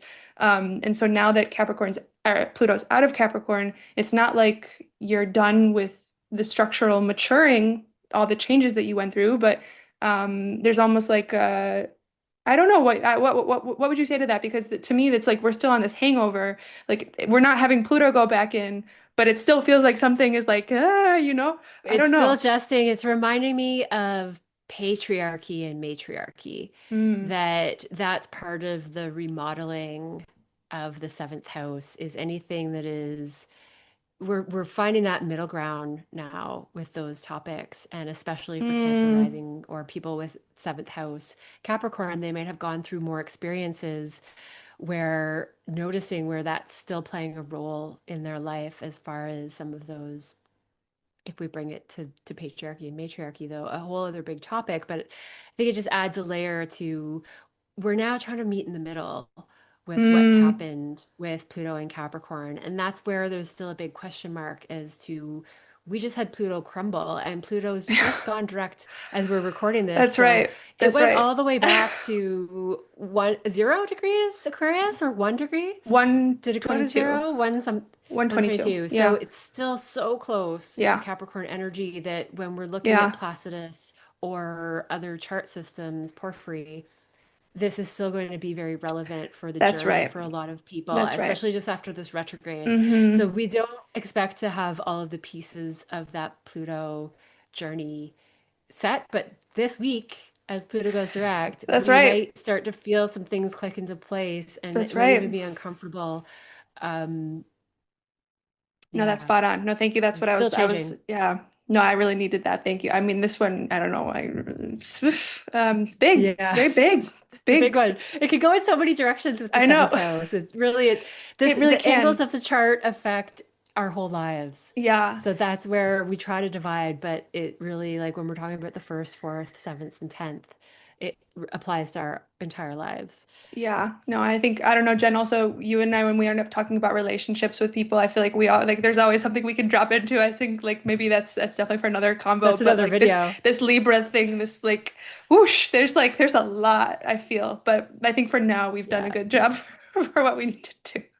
Capricorn in the eighth for Gemini rising. Wow. This is really interesting because it makes me think of someone who is really maturing into their own psyche, their own psychology, their own psychic, like, powers in a sense. And that might have been a really important tone that was set over the last 18 years, that there is something really important psychological for them to master. Capricorn is the sign of mastery. In that sense, it is that, That's another good when word we haven't brought up yet. right, that's right. And as we're growing into that, this is psychological mastery. This is there, thus can also be, more negatively, someone who is very, I don't want to say psychologically manipulative, right? This Gemini rising potentially, like it could be anything, but there's a quality of quick communication, wordsmithing, trickster, like not this is sounding bad, but like Capricorn and Pluto eighth house transit in particular can be very deep and very like putting your hands in the seat of the deepest power that you have, which is also the deepest seat of Yeah. your own fear. And that comes down to like again, like authority. Like, are you having psychic authority in your life of your soul, basically? Like, what's your relationship to your soul? Because and then if we go to the more superficial presentation of the signature, this is like money. This is like investments. This is like long term, like long run investments, right? Like this would be someone who like Yeah. invests early on and stays in for decades, like because they know like that's that the slow growth of or you're creating a business that needs an investment, needs a very long-term investment. It's kind of could be either one of these things, but there's something a deep trust. Trust with the eighth house is very, very necessary. Like blind trust almost. And with Capricorn there, it could be almost impossible to expect blind trust from someone where you can't really show the proof and say, here's the projection of the growth that's possible. But yeah, these are all things that come up for me when I see this signature. Um, Yeah. And where would you yet linger? there I 100% agree with everything you're saying. And at the flip side of that slow and steady growth of investments in the eighth house, maybe not, maybe this is adjacent, but ability to have longstanding support from another person, Mm, intellectual, in that transformation of psychology. And this is the house of Pluto, the eighth house. that's right. So there can be more resistance to transformation here at a psychological level. And maybe that is from having support from other people. There could be many factors for why, but there's that more density in the experience. And with Pluto being in there, that house, and it being the house of Pluto, there's a need to go exactly what you said into the fear in a way that trusts that you're going to come out the other side. And this is where someone can release the shame and guilt that is so Mm, deeply built into the that's right. framework of our society that, yeah, productivity, shame and guilt, and really releasing patriarchal ways of being in the world, either through from other people and stepping away from that, or creating change with that dynamic and being a leader for change in that dynamic. And what stood out, when we say trickster about Gemini, or I recently used the word manipulation in Libra with the recent Libra new moon, the one coming up, is that these are also very beneficial energies. Being a trickster Mm, comes in of very course. usefully when Yeah. someone can play different roles Yeah. and step into things differently. So all of those terms will have multiple Yeah. ways of manifesting in assisting helpful ways and detrimental. And that's where a Pluto transit through the eighth house of Capricorn can really shed anything that has been Mm, detrimental to growth and transformation. And might be sitting right now in this moment of, and this might lead into the ninth house, like, what do I yeah. believe in? Where Yeah. do I stand? Like, there can really be a shattering of the old that we're still very unclear of, like you said, Julianne, of what Pluto has done and where we're moving forward as a result of those changes in Capricorn. Yeah, no, that's really beautifully put. And it, I'm just going to the Cancer second house, that inherent value of emotion, like the inherent value of safety, of trust, of emotionality, of your home, of Yeah. these things that, and again to that EA teaching of like you must grow through the emotional body. These are people who probably realize that very intensely about themselves. Like I'm only going to grow if I actually feel this. And so I need to go deeply. Like this honestly can be someone who's very capable, a very powerful change maker in their own lives, could counsel other people to make big changes as well, just because of the systematic approach to the soul or to the psychology. And then they also understand the physical, tangible value of emotional safety as something that's not some fleeting, sappy thing, but that's actually the place of growth, the place of evolution in the second house that opposes it, that balances out that Capricorn eighth. So very, yeah, Yeah. I do linger, like you said, though, right now on like this Capricorn hangover and that move into the eighth house. It's kind of that like the phoenix that's already maybe been reborn but hasn't, like it's taking its time to fly back up in the air right now. It's like, okay, I'm not just ash anymore, right? Like I've done all my like I've reconciled all the ashes and I've born myself again, but am I shooting up in the flames yet to go? Like I don't know. And that's the Yeah, gift is taking time with transformation there you with go. Capricorn in the There eighth, you go. and that this can create long lasting deep connections. Wow. That there's purpose in that depth now with Pluto having gone through there. And that might be something for Gemini type people that really, because Gemini has such a skill in gathering all of the information, and that can sometimes stay on the That's right. surface. So, Capricorn in the eighth, having gone through such a deep Plutonian transit, can deepen bonds and have more purpose to the energy of connecting with other people. Yeah, 100%. And I think purpose leads us well into the ninth house. Yeah, that's right. It's Capricorn in the ninth house could also be many Taurus risings. yeah. And with the ninth house, there are healthy limits around our roles of spirituality and being able to put, again, this is the eighth house, sorry, the ninth house is where we expand knowledge and want the richness of experience and the fool card of dropping into an experience just for the sake of experiencing it. And with Capricorn here, there needs to be more purpose. There needs to Hmm. be something that then materializes in a concrete way from expanding the mind. And what do we do with all of this knowledge? What do we do with a constant changing perspective of the world? And how do we put that into material? Because it is always changing. And I like to say the ninth house, it's it's not the truth if it's yesterday's truth. And that's Hmm. Capricorn, Wow. ninth house overlap that's we're in a new day, we're in a new moment, and we need to take some of that past with us, but what can we build on top of that?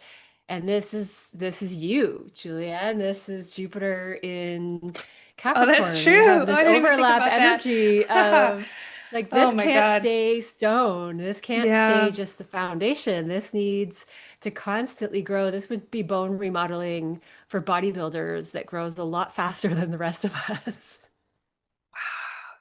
Oh my God, Jen, I love the way you're talking about this.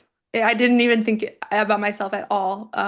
It shows you how fixed in my ways I am about this, but it's so that everything you said about the ninth house being like yesterday's truth, like, oh my God. And then to that end, having Capricorn there, the very basic things I think of are like being a very well-regarded teacher, like someone who has Mhm. gained a level of mastery over these truths that you just articulated. This could be a very philosophically inclined or spiritually inclined teacher, but someone that holds authority in waking life. Like it's not just some like this is someone who puts their money where their mouth is to a certain extent. It's not, I think the ninth house, because it's so fleeting, sometimes can, you know, not have anything to prove for itself. It's just a blind belief, right? But this is someone who's not going to do that.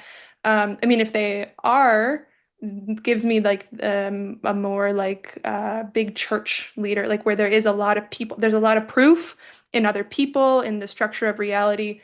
And I'm no judgment on that. It's just this what I think. There's something collectively, a collective belief runs very strong here when it's So well yeah, respected yeah, very well respected, very well for respected. knowledge and the teachings. And so those of you that might not see that about yourselves, Right, your beliefs right. and perspectives of the world are very respected, and there's a commitment to intellectual growth that other people look up to. And That's that could right. be what you're talking about with the leadership in the spiritual department or being a Yeah. teacher I in mean, any way. on the flip side, though, this could be very dogmatic. This could be very crystallized because of the Capricorn tendency to hold on to the past. And that ninth house dogmatism could, like, when you really think that what you believe and your version of the truth is the best, like if you haven't arrived at a type of flexibility in the structure of your reality yet, then, I wonder, I imagine maybe again since 2008, maybe these are things that have been pushed into your life, like for whatever reason you've had to gain some like flexibility and like in that structural belief that you have. But that's what makes someone who's very well respected is they've weathered a lot of change, right? And they still hold their authority, and maybe it's changed, maybe their role has changed, but they still hold their own weight. They can accept maybe where they had too rigid of thinking, or maybe where they messed up, or like it's not even about messing up per se. It's just like where they've allowed themselves to actually grow. But I just that crystallization in the dogmatism, that these are things that also speak from this position, but just on the other side of that coin, regardless if that is what you're feeling, like you have all the necessary pieces to turn that into mastery and to growth. It's just a matter of how you're looking at it, how you're using it, how you're interpreting Yeah. it. Ninth Uh, is a lot about your interpretation of reality. So how you're interpreting your own experience might really grow over time. Like through your own maturity, you're gonna gain more wisdom about time itself. I don't know. Yeah. yeah, absolutely. Ongoing change of the perimeters is what has been Beautiful. likely activated Beautiful. so that when you want to continue to expand those boundaries of, and this is what makes this person so well respected, is that that growth has an applicable container, yet that Beautiful. applicable container needs to change over time as our society changes. And each person's ability, as we evolve in this human reality, each person's ability to take in knowledge changes every year. And as teachers, people need to adapt to what the student's ready for. And That's right. this brings back to religion and spirituality. I have always really loved what the Baha'i faith, Baha'u'llah, taught about every prophet that has showed up in our world, was that we were not meant to hold on to the old. Every 2,000 years, a new prophet was born, a new religion, a new spiritual lens, because we were Hmm. meant to move into that new, because we were ready for more information. We don't need to stay stuck in the teachings of 4,000 years ago. Beautiful. Absolutely. 100%. And it brings me to that third house Cancer, which is that all that new information, which this person actually probably can handle. Like there's an amount of safety or an amount of Yeah. like emotional understanding, like intuitive data that this person gets easily. And that's how they live Yeah. their life and communicate. An intuitive sense of where other people are at, too, That's with right. that third In their own house. minds, in their own logical thinking processes as well. So that probably gives them that capacity to be in that leadership position at whatever point they do. That's very cool. Very cool. Yeah. Very amazing leaders of the world. That's right. Wow. Tell us how it's going, guys. Yeah. What are you leading? Yeah, would love to hear. Yeah. We definitely want more insight into who Yeah, that these this one, Capricorn like, ninth people are. yeah, Yeah. how do you do it actually too? Because like, I mean, we'll Yeah. go into, I'll say more about my, anyway, but it's just like that being able to grow while holding structure is not for the faint of heart. Like, anyway, it's cool. Yeah, Please tell you me. live Please that. You tell live me. that, Julianne. We got Let's to reflect on it all together because I can't do it. Anyway, we'll get go to the because 10th. Yeah, I yeah, want to because hear what you this have is to say what about the 10th. this is really where those like rules, like this the laws, the collective laws actually become manifest in terms of like your local regulations, your government national regulations, and then international regulations, borders, right? Business practices. We didn't really talk about taxes in the eighth house. That's more of an eighth house thing, but it's just the bureaucracy of it all. And this 10th house signature is someone who's going to, even if you're very spiritual, you probably have a business. Like there's something very business minded about this. It's a double signature of that 10th house, Capricorn. It's all there. And I think you said a word earlier, which we hadn't said yet, which was purpose. Maybe we have said it, but I like isolating that word purpose for Capricorn. And it's very strong into the 10th house because purpose goes beyond career, which would be what people say naturally about the 10th house. Just it's what your career is. But this 10th house is truly your purpose. It's truly what you are maturing into through time, through space, through reality. This is it's beyond having wisdom, it's beyond having a belief because this is where the belief that you probably worked for in the past has become crystallized. And it's not just crystallized in your own life, it's crystallized in a collective shared life in which people rely on this thing. And you have some immediate part to play in how you show up as part of not just a community, not just a faith or a belief, but in how your literal community, your house, everything is set up, your job, the road, the taxes you pay to get the road where it needs to be. Even if you pay your taxes from a spiritual business, you're like, I know that my investments, like it's just there's a linearity, there's a way that this all really needs to add up for this person, this signature to make sense because it's such a like you're locked in. And I think the thing that might have been difficult in the last, several years is just that like a lot of the structures that you've built just might have literally either crumbled or needed to learn how to take a lot more energetic space. Because I don't think everyone who has a 10th house Capricorn, it means that their business crumbled. That's not at all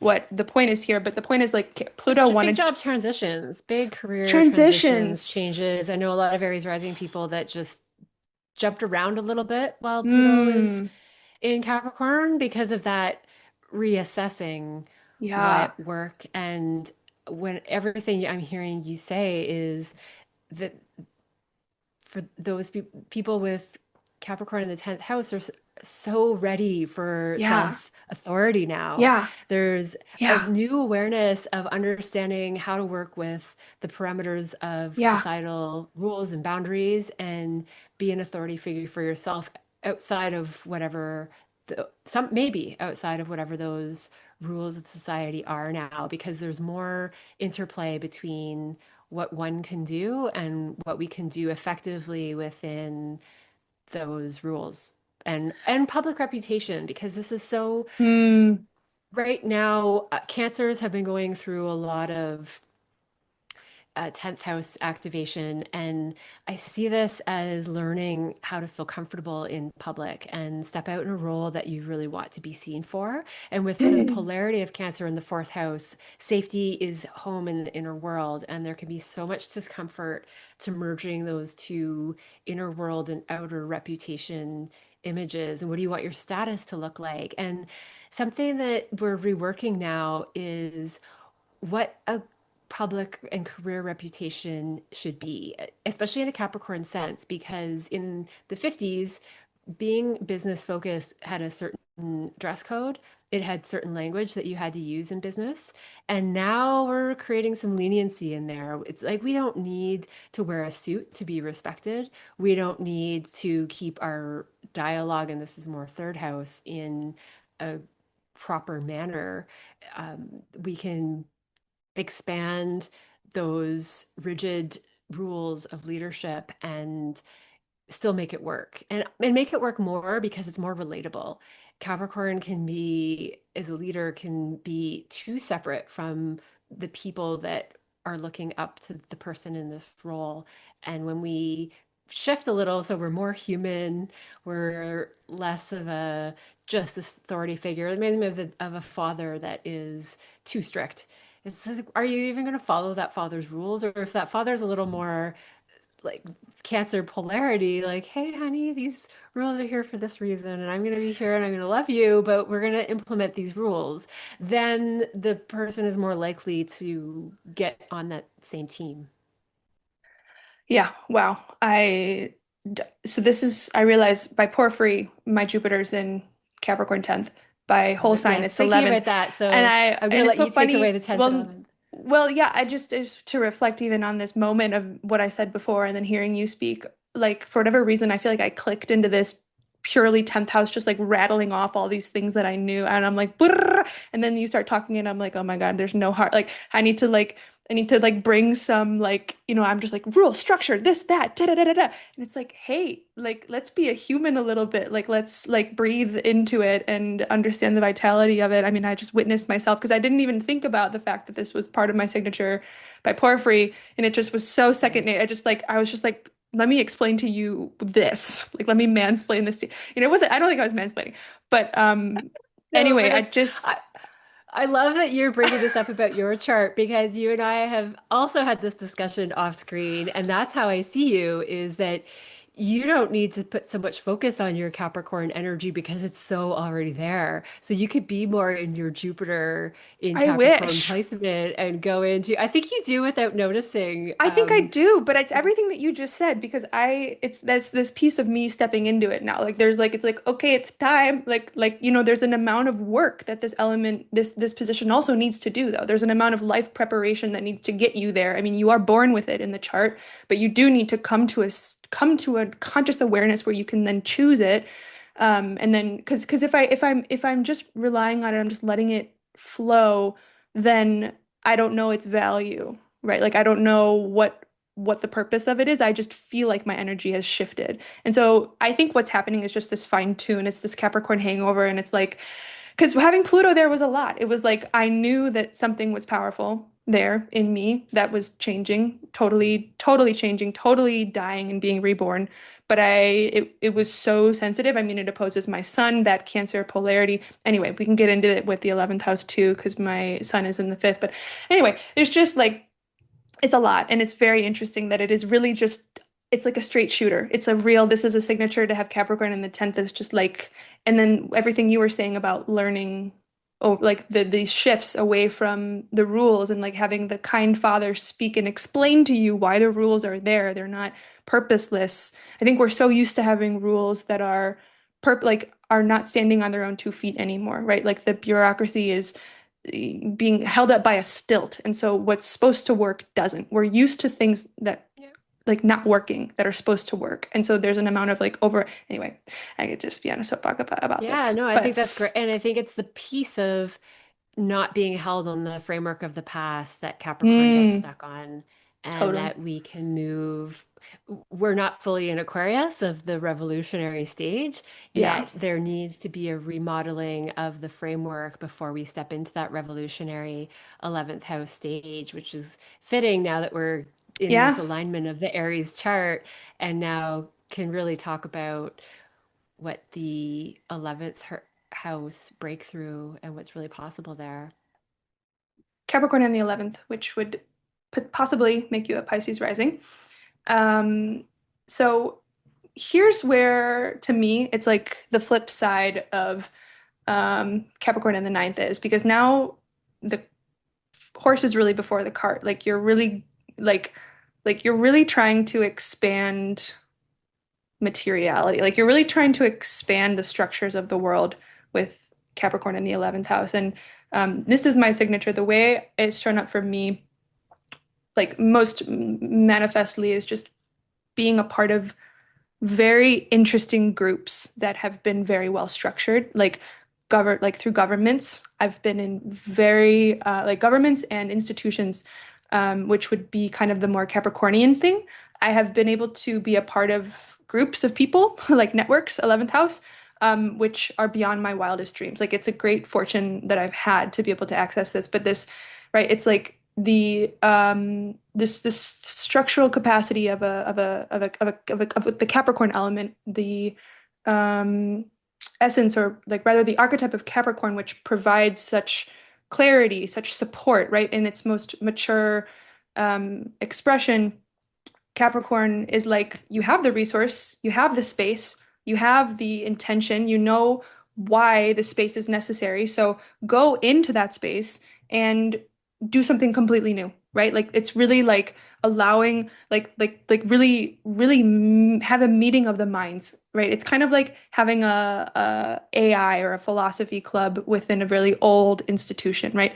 That's very much been my experience. Not necessarily AI or philosophy, but just like being a part of very new network, like new or networks that are at the edge, right? The 11th house is where we're at the edge of our own consciousness, and it's that horizon line of experiences, and same with the Aquarius archetype. So these are really two blendings, but you know, to have this archetypally also means that the structure of your reality. So like for me, like groups are integral to my support. Like having a group of people is very integral. And I will say, having Pluto been there since 2009, my many groups have been shattered in my life. Like my ability to access groups has gone through a lot.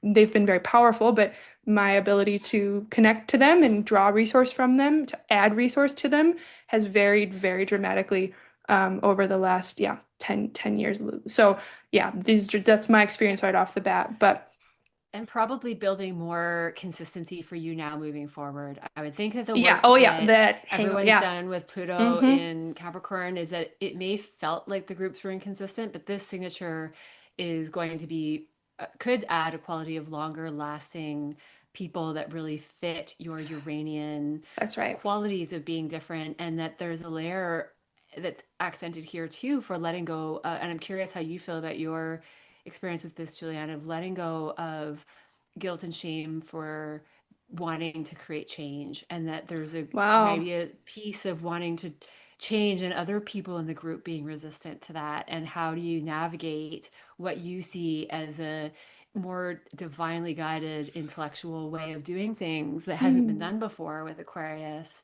that the group is not ready for yet, but in 5 days they will be, or in 3 months they will be, or in 10 years. Like there's that piece with Whoosh. Aquarius where what you want to get done is right, but the group is, you're the leader, the group is not quite there It's not yet. And there. you need to feel comfortable stepping out of the shame connected to being different.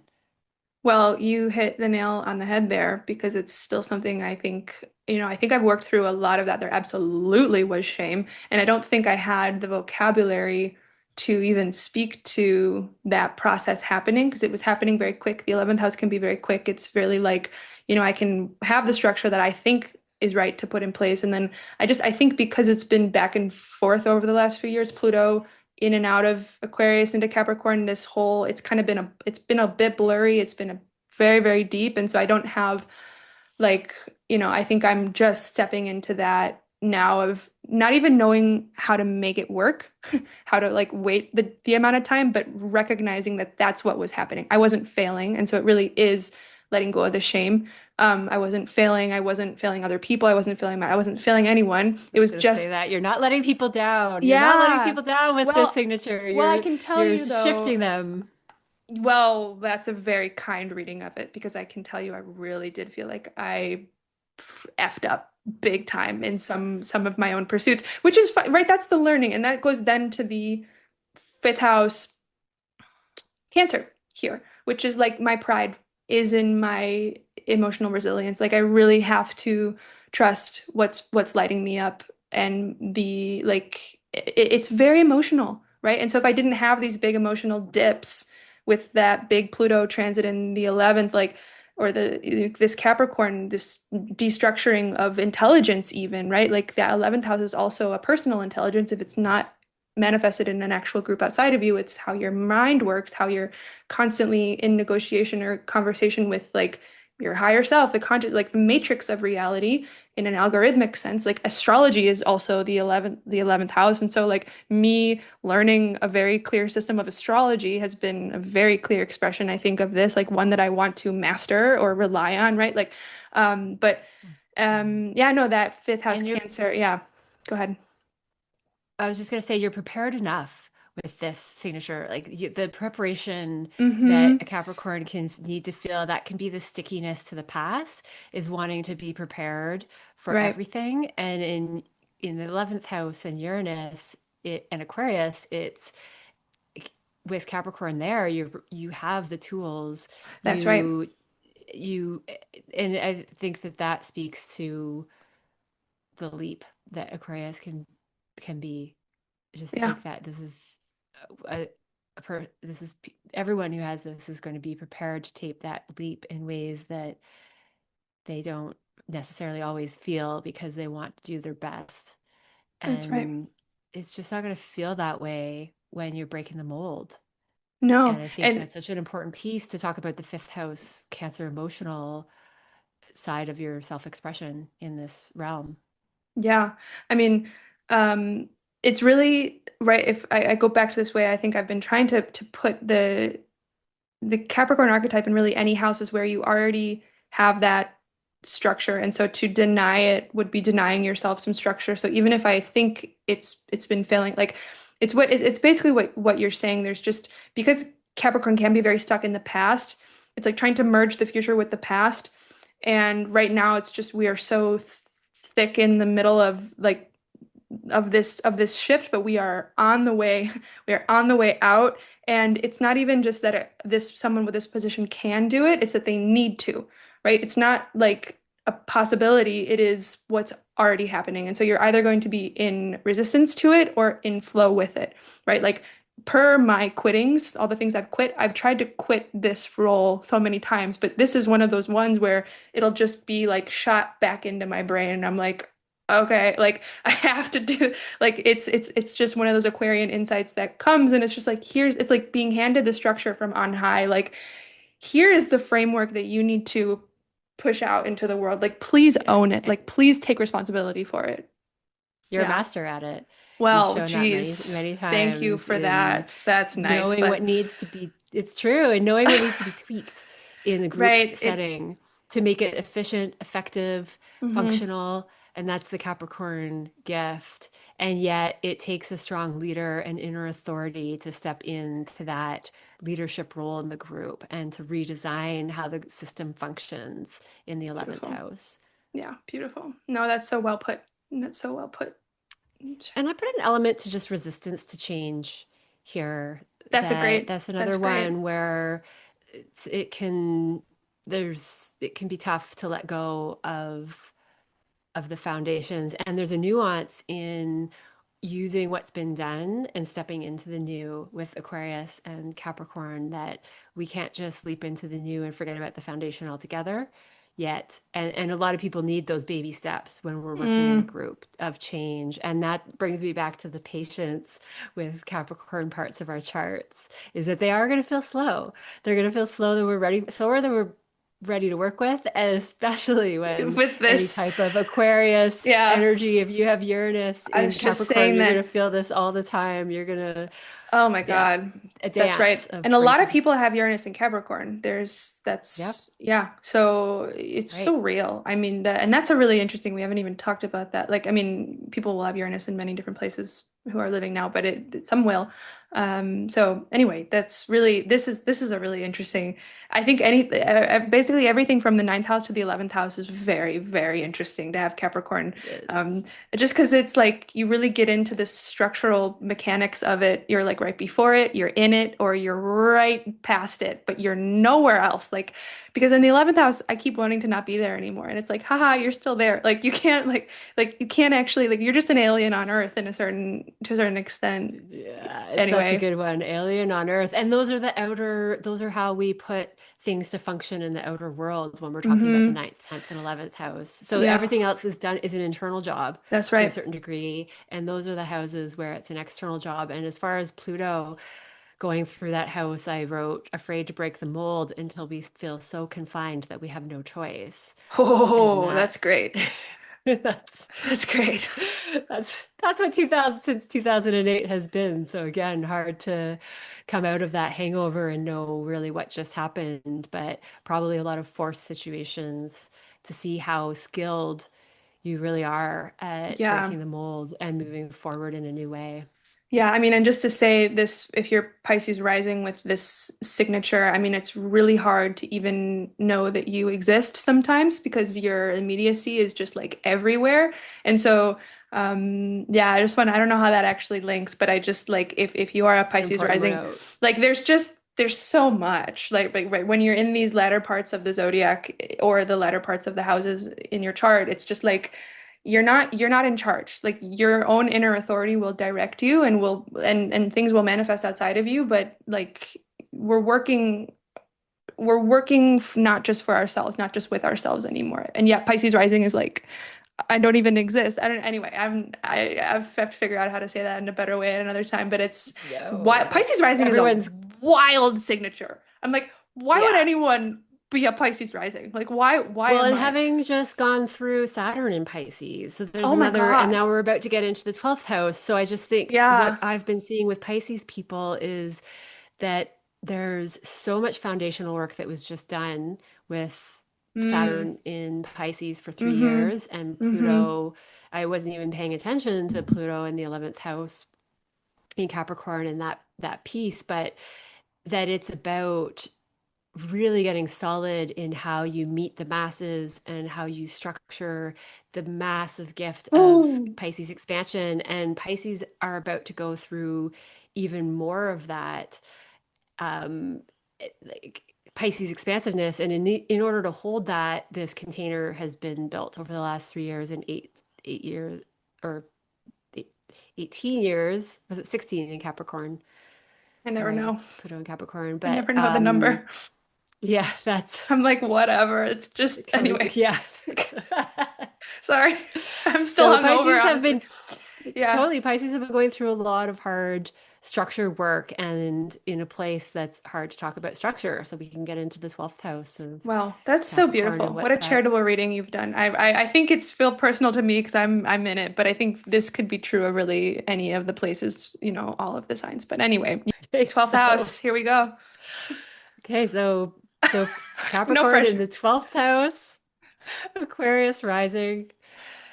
For many of you, Aquarius rising, but Capricorn in the 12th house is that it's adding structure and making sense of something that has no structure. It doesn't make sense in our physical way. So this is, yeah, genuinely couldn't even write anything down about this archetype because it's it's being able, I mean, the skill is really being able to make the intangible tangible. But there could Oof. be a resistance and a block to some of that, even though this is Aquarius rising. So that is part of the Aquarius archetype where it's so unusual. It's unrelatable to people who don't have strong Aquarius Hmm. placements. That's And right. it's an unusual ability to channel the divine. And It speaks to, what I do you think, do with that? a lot of people also these days have Neptune in Cap, and it's kind of a similar thing. So okay, the thing that comes to my mind with this signature on its own, Cap in the 12th, is time traveling.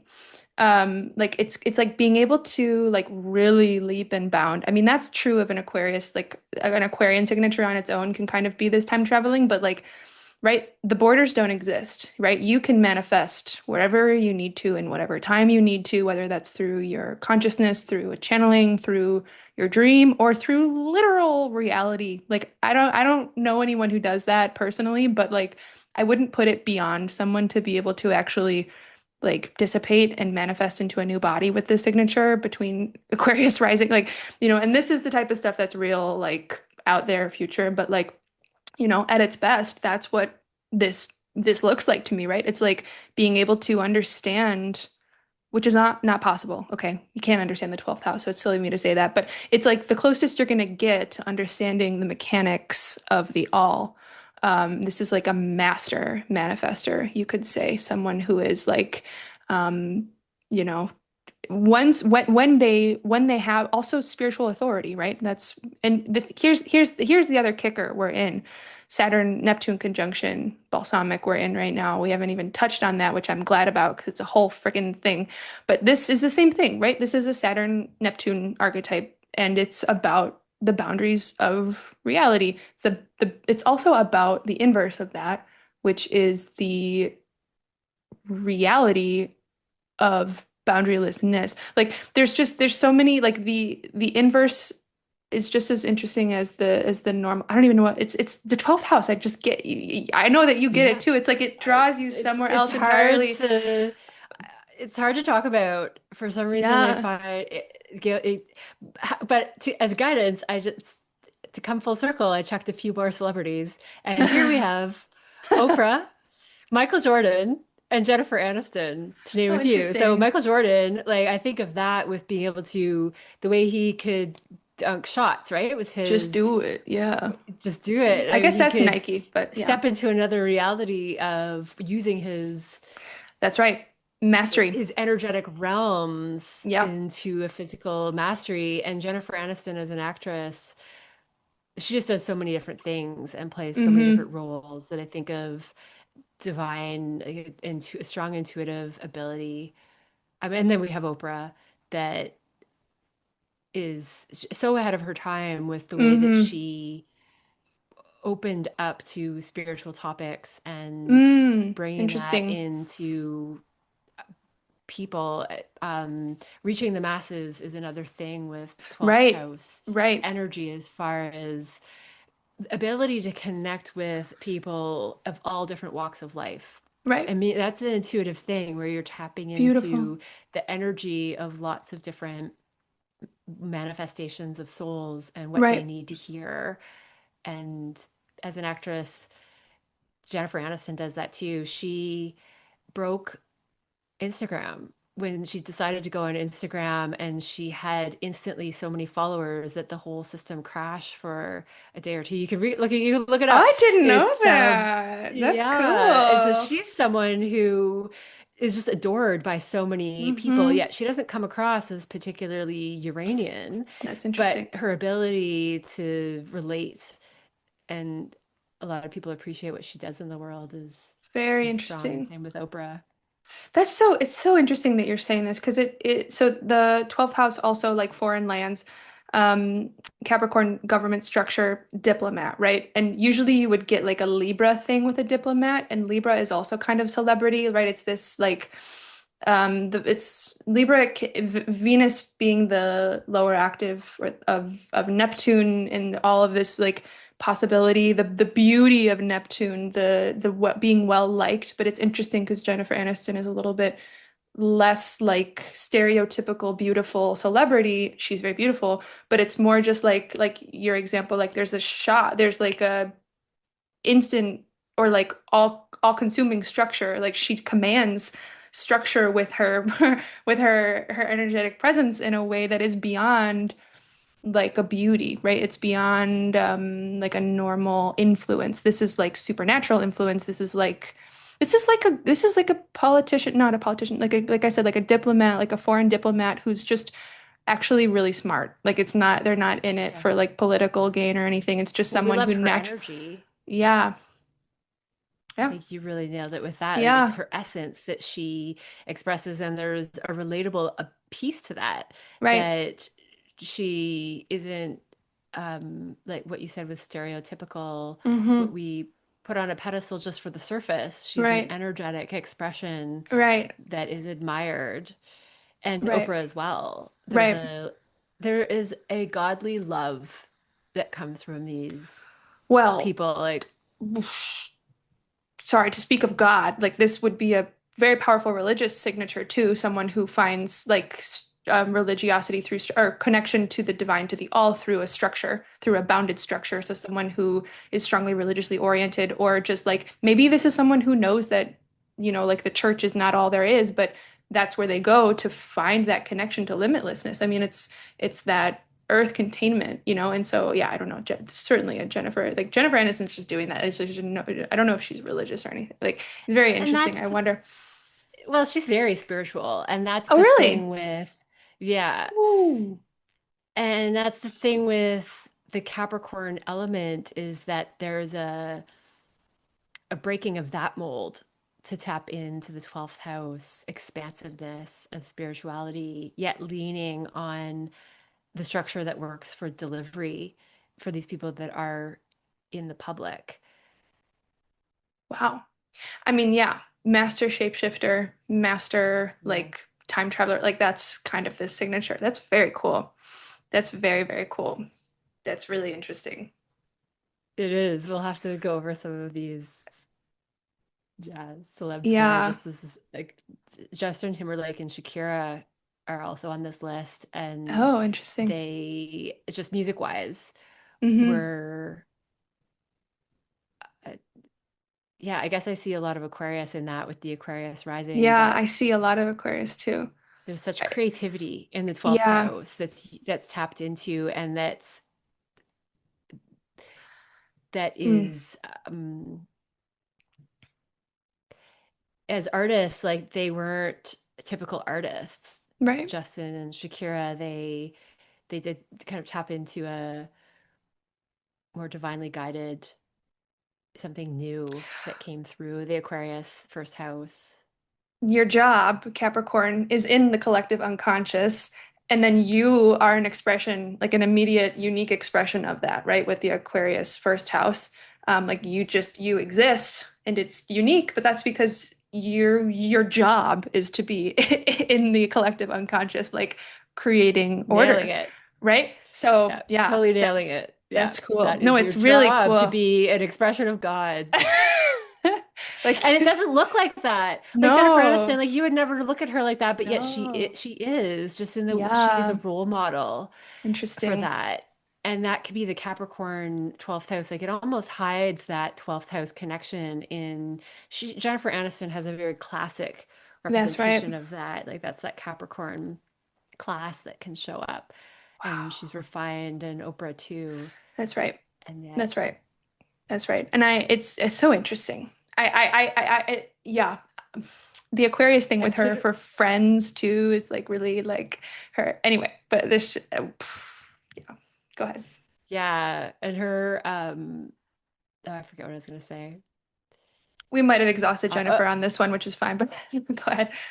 I think it's great. Oh, I think it's yeah, I know. She's I love her as I don't think someone. I She's know just her as easy to well as watch. you do. She is very easy to watch. There's something, okay, to be honest, something a little annoying. I don't know. Maybe it's just because she's everywhere and I'm like, what's next? Like, and I know that she is very versatile, but she does, I don't know. I don't know her as well as you do, I don't think. So I'm not, I won't pass a judgment here.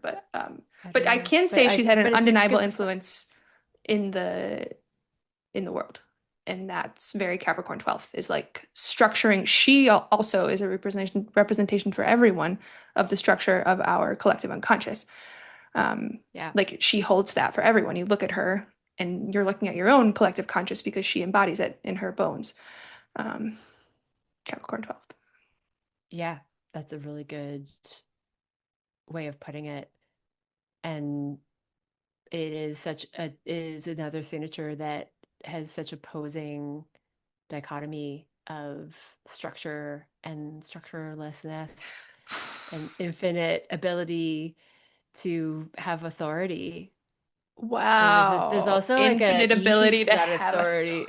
thought. Oof. An ease to the authority too. Like it's just Pisces has Yeah, flow. The 12th that's house has right. flow. So you That's could right. tap into that authority quite That's right. effortlessly. And that's maybe maybe that's the allure of Jennifer Aniston, is that she's a bit Yeah, effortless in her walk through the world, even though she's gone through her own self-conscious things. And Oprah too is pretty public about that's right. the, the things that she feels guilt and shame over.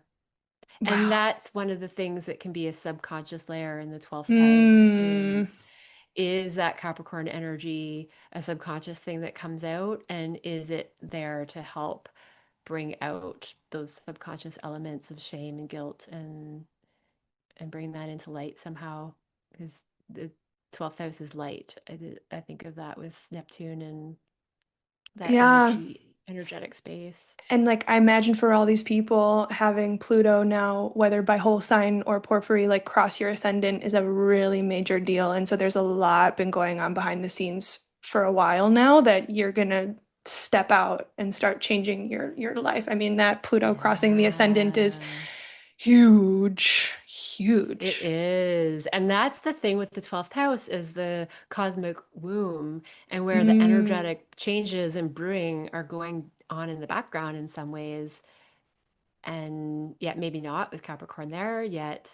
This is one where we really want to hear from you. Let That's me know. Let us know if you have this placement and how you feel about anything that's come up in this particular part that so many astrologers say that 12th house in Pisces is hard to talk about. So this is Oh, where we help lean us on out people like here. you, Yeah, Julianne, please. who Oh, well, I try my best, but it's just you got to talk to all the Saturn and Pisces people, the people who have Saturn and just getting their Saturn return done. It's like, God help them. Like, anyway, no, they're great. They're fine, but it's a lot. It's a lot. It's weird. it's a So lot. you tell us that's where Yeah. your own personal experience is very helpful because it's subjective. You don't have to create some transpersonal truth to like share on a soapbox. You're just like, no, this is literally what happened to me, and that helps us correlate more data. Like you don't Yeah. have to, yeah, I don't know. But yeah, Just welcome whatever comes out and yeah.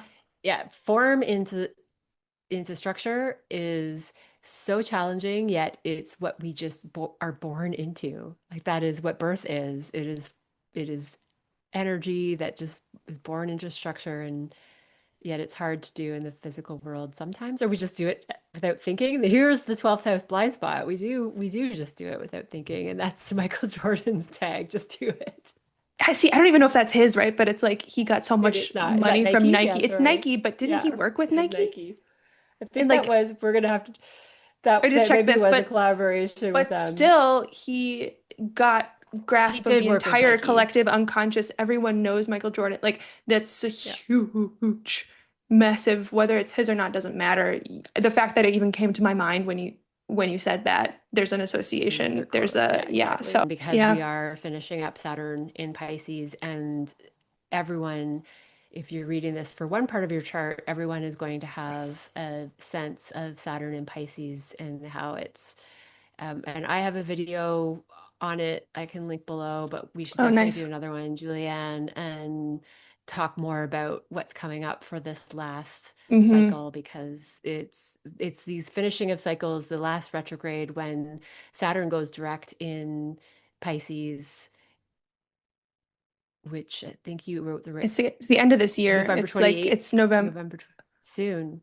Oh yeah, that's I right. Oh, think it you goes wrote direct in November November. 28th and That's right. Yeah, that's right. That's right. That's right. That's before right. Neptune, and it's going. So Mm-hmm. we then still have, but it's such a the retrograde will bring up that last stuff, and then we might have a big tension surge show when it goes direct, and that'll definitely be something to elaborate on. There's many different little phases, and it's so fun to just get very nerdy about it. And that's why I also really like evolutionary astrology because it emphasizes the difference between like the end of the conjunction versus the new phase that'll happen in February. So, yeah, there's a lot. It's very fun. Can definitely unpack it. But this has been so Yeah, sweet and so fun. So I hope so everyone has fun. gotten something out of it. And please let us know what you think. Give us your worst or your best, preferably your best. Give us But both. Yeah, yeah. I want to hear anything and everything that comes up. And yeah, thank you for being here. Thank you for checking out this video and spending this time with us. So much fun to hang out with you, Julianne. I will take Yeah, any Jen. opportunity to continue that and Likewise. chat more about astrology, our favorite topic, Beautiful. Well, so and easy. life. And life. Here we go. And life. Okay, well, until Yeah. next time, Jen and everyone, Until next thank you. time.